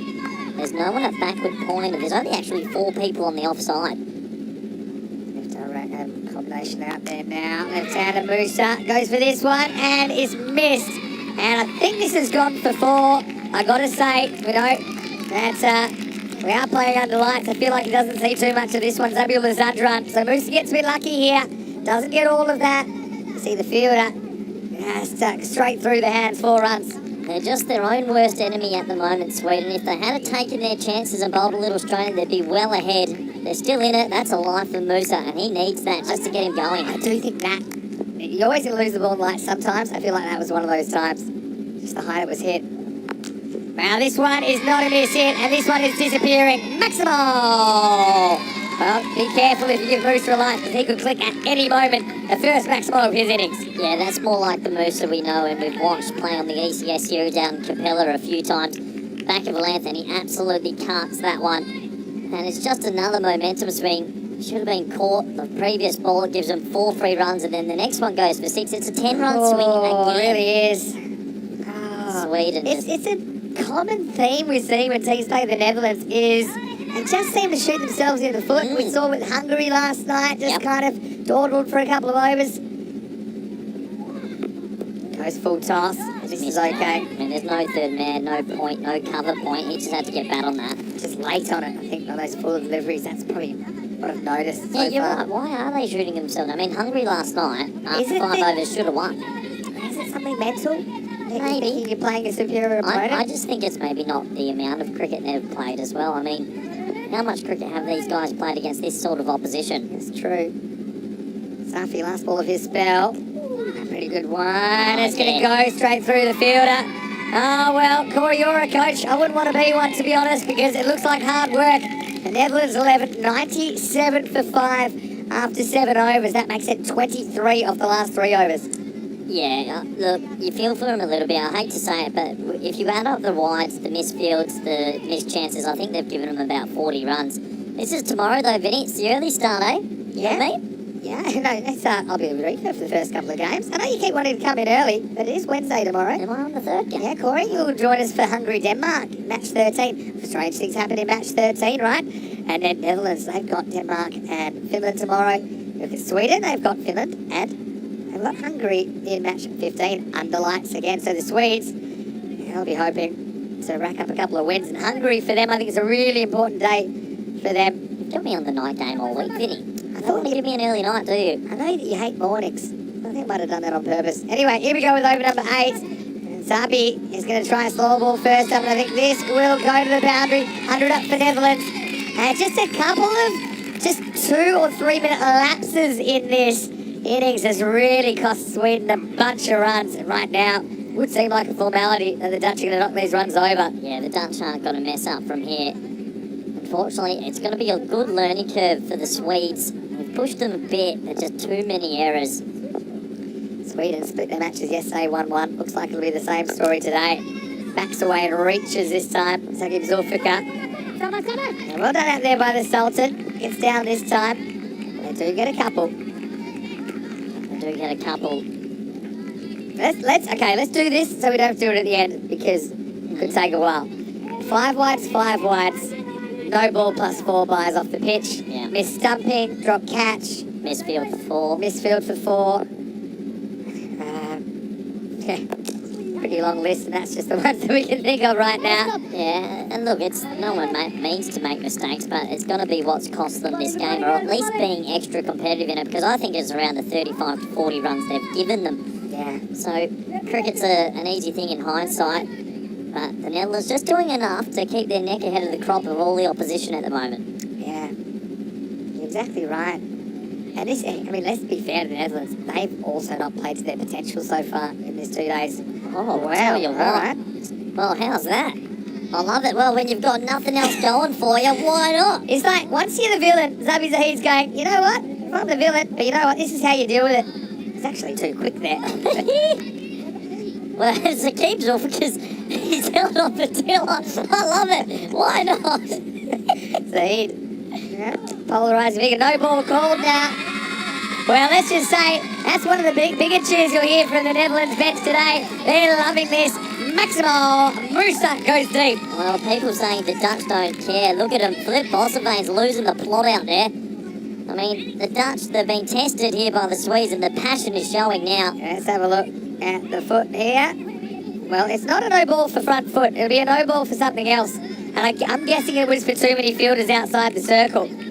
So, yeah, that's all the hand pointing around tells me it was for too many outfielders. Well, if people think that the bigger nations don't care about playing the small nations, the Netherlands are all on their feet. Oh, So I just wish these guys could play again, because this time it's personal. Here's Zahid with a free hit, and it's clonked onto the body of Musa. You've got to say that someone's going to be brave enough to be unpopular. I think they needed something from nothing, so, you know, I'm not saying I agree with it, but Zabi Zahid's prepared to kind of put the team ahead of his own popularity, put it that way. If he's prepared to fight dirty, I don't mind it. It's a real sand in the eyes move, wasn't it, from Zabi Zahid? And now this is going to go, and it's going to go places. Maximo! And that takes it within 3 of the target. Looks like we could be headed for an early empanada, Corey, because now it looks like that is almost game set match for the Netherlands 11. Well, the empanada store's calling my name. The chorizo and the Nutella, they're going to get met tonight. Musa Ahmed's found his touch. The Dutch are going to win this. And, well, they've been tested. They've definitely been tested. They're not at their best yet in this tournament. I definitely think they've been a little bit under par, but they're going to walk away with another victory. Yeah, they will. And I think Musa, for him, he's only faced 10 balls. Feels like he's had a whole war and peace story out there. He's up and been down. But I think he'll go to bed feeling a bit better. He's had a couple out of the middle. Free to win now. Will this be it? Well, maybe. Well, I think it will be. I think that's gone for 6. It's definitely gone for 4. And that will be game, set, match, and Musa gets there with a boundary.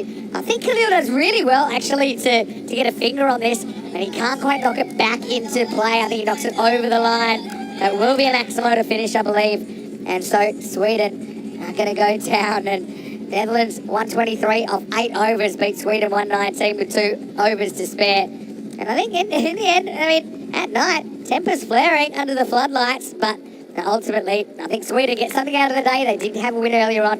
Netherlands keep their perfect record intact. And I'm out of breath. I think it's time to start wrapping things up because, Corey, there was a lot of drama in the night game once again. Yeah, a lot of drama. Well done to both teams. It was really competitive. Sweden trying their best, but the occasion getting a little bit big for them. And Netherlands, the big brother in this one, they kept their cool, they kept their calm, they hit the boundaries at the right time, and in the end, they win it pretty comfortably, really. But for Sweden, I mean, they're still impressing a lot of people in this tournament. They've come here with a big fighting spirit. Good to see that man in form, Musa Ahmed, get his form back, I should say. As the players shake hands, and well, that caps off a pretty special day too. Yeah, it does. And, well, the sun was setting here on the Costa del Sol, and there's Joti. Means a lot to him, of course, but unfortunately, his arms weren't 5 metres long because he couldn't do anything about these first 2. That one went under him, to be fair, but he got a double bounce. Moman just had a bit of a moment there. He held it together for a little bit. He said, everyone just relax. And he said, I am relaxed. But ultimately, it would be a self-inflicted wound that would be the first wicket. It was a chaotic start in the power play, Corey. Yeah, everything about this was chaos, and that run out, well, did it open up and end, sort of. But Boris Gourlay came out and did exactly what he does best, the slog sweep over wide mid wicket. Arian Dutt was trialled at the top, didn't really get going, and that's a spectacular catch by Takawi. Really good fielding. I mean, they did some good things, didn't they, in this, I suppose, 8 overs of the second innings. I mean, Gourlay, gets a bit too clever by half here, hits it onto his own stumps, stop, drop and roll into the Swedes. They were fired up and they know it'd be a big fish to catch if they could knock over the Netherlands 11. But Klein, wasn't his innings important as well? Lamar, well, he compensates. Look, if you average out all his deliveries, they're probably straight. But I tell you what, the standard deviation was very high. Pierce Fletcher almost cracking a smile. That's how you know that Netherlands, they are a team which have a lot of potential. And even though they lose Klein there, they still had some batting to come. And that was a cracking Yorker. They got rid of Bratt, and then, well, things took a bit of a turn towards some street ball, Corey, in the last few overs. Yeah, it was one of those ones, can you celebrate, can you not? But it didn't matter. Musa Ahmed came out and he put them to sort of, people say the Dutch should win this group easily. Well, they're still pretty passionate about it. They're jumping up on their feet. Just little misfields crept in for Sweden. That's just, well, that's maybe a bit of nerves and the occasion getting to them. Yeah, but I think also for the Netherlands, they've seen enough this cricket now to know that anything can happen, right? So they cannot afford to coast. They cannot afford to take it easy. And I think obviously they're here to win. And they've got the players to do it, but they know they still have to perform to their potential because the margin's not as big as you think here between them and some of the other continental nations that are being shown this week. Well, gotta say, time to take a breath, but we can tell you we have more cricket coming up tomorrow. We'll give you those fixtures in a second first, and we'll take you to the scorecards, and you can see that Klein top scores actually doesn't in the end because Musa with that 6 actually takes him to 33 off 11, 33 not out. That's despite probably not looking particularly convincing in the first bit. So if we saw chaos around him, but he ends up with 15 off 10. Klein with 27 earlier was pretty good. No one else gets out of single figures, and Floyd is disappointed to get run out. And I think Momard, well, he had a real hit and miss from his 2 overs. Couldn't hit a barn door in the first couple of balls. 1 for 40, his figures. Chowdhury, 1 for 9. Got to say, Safi bowled really well. Got the wicket they needed to keep them in the game. And then Zabi Zahid, he started well, but just kind of lost the plot. And they were desperate for a wicket and desperate to try and change the narratives. But it will be the Netherlands' victory. And they go 4-0. Sweden 2-2. Well, they literally, they're kind of the only team that have been hit and missed because they have split their games both days 1-1.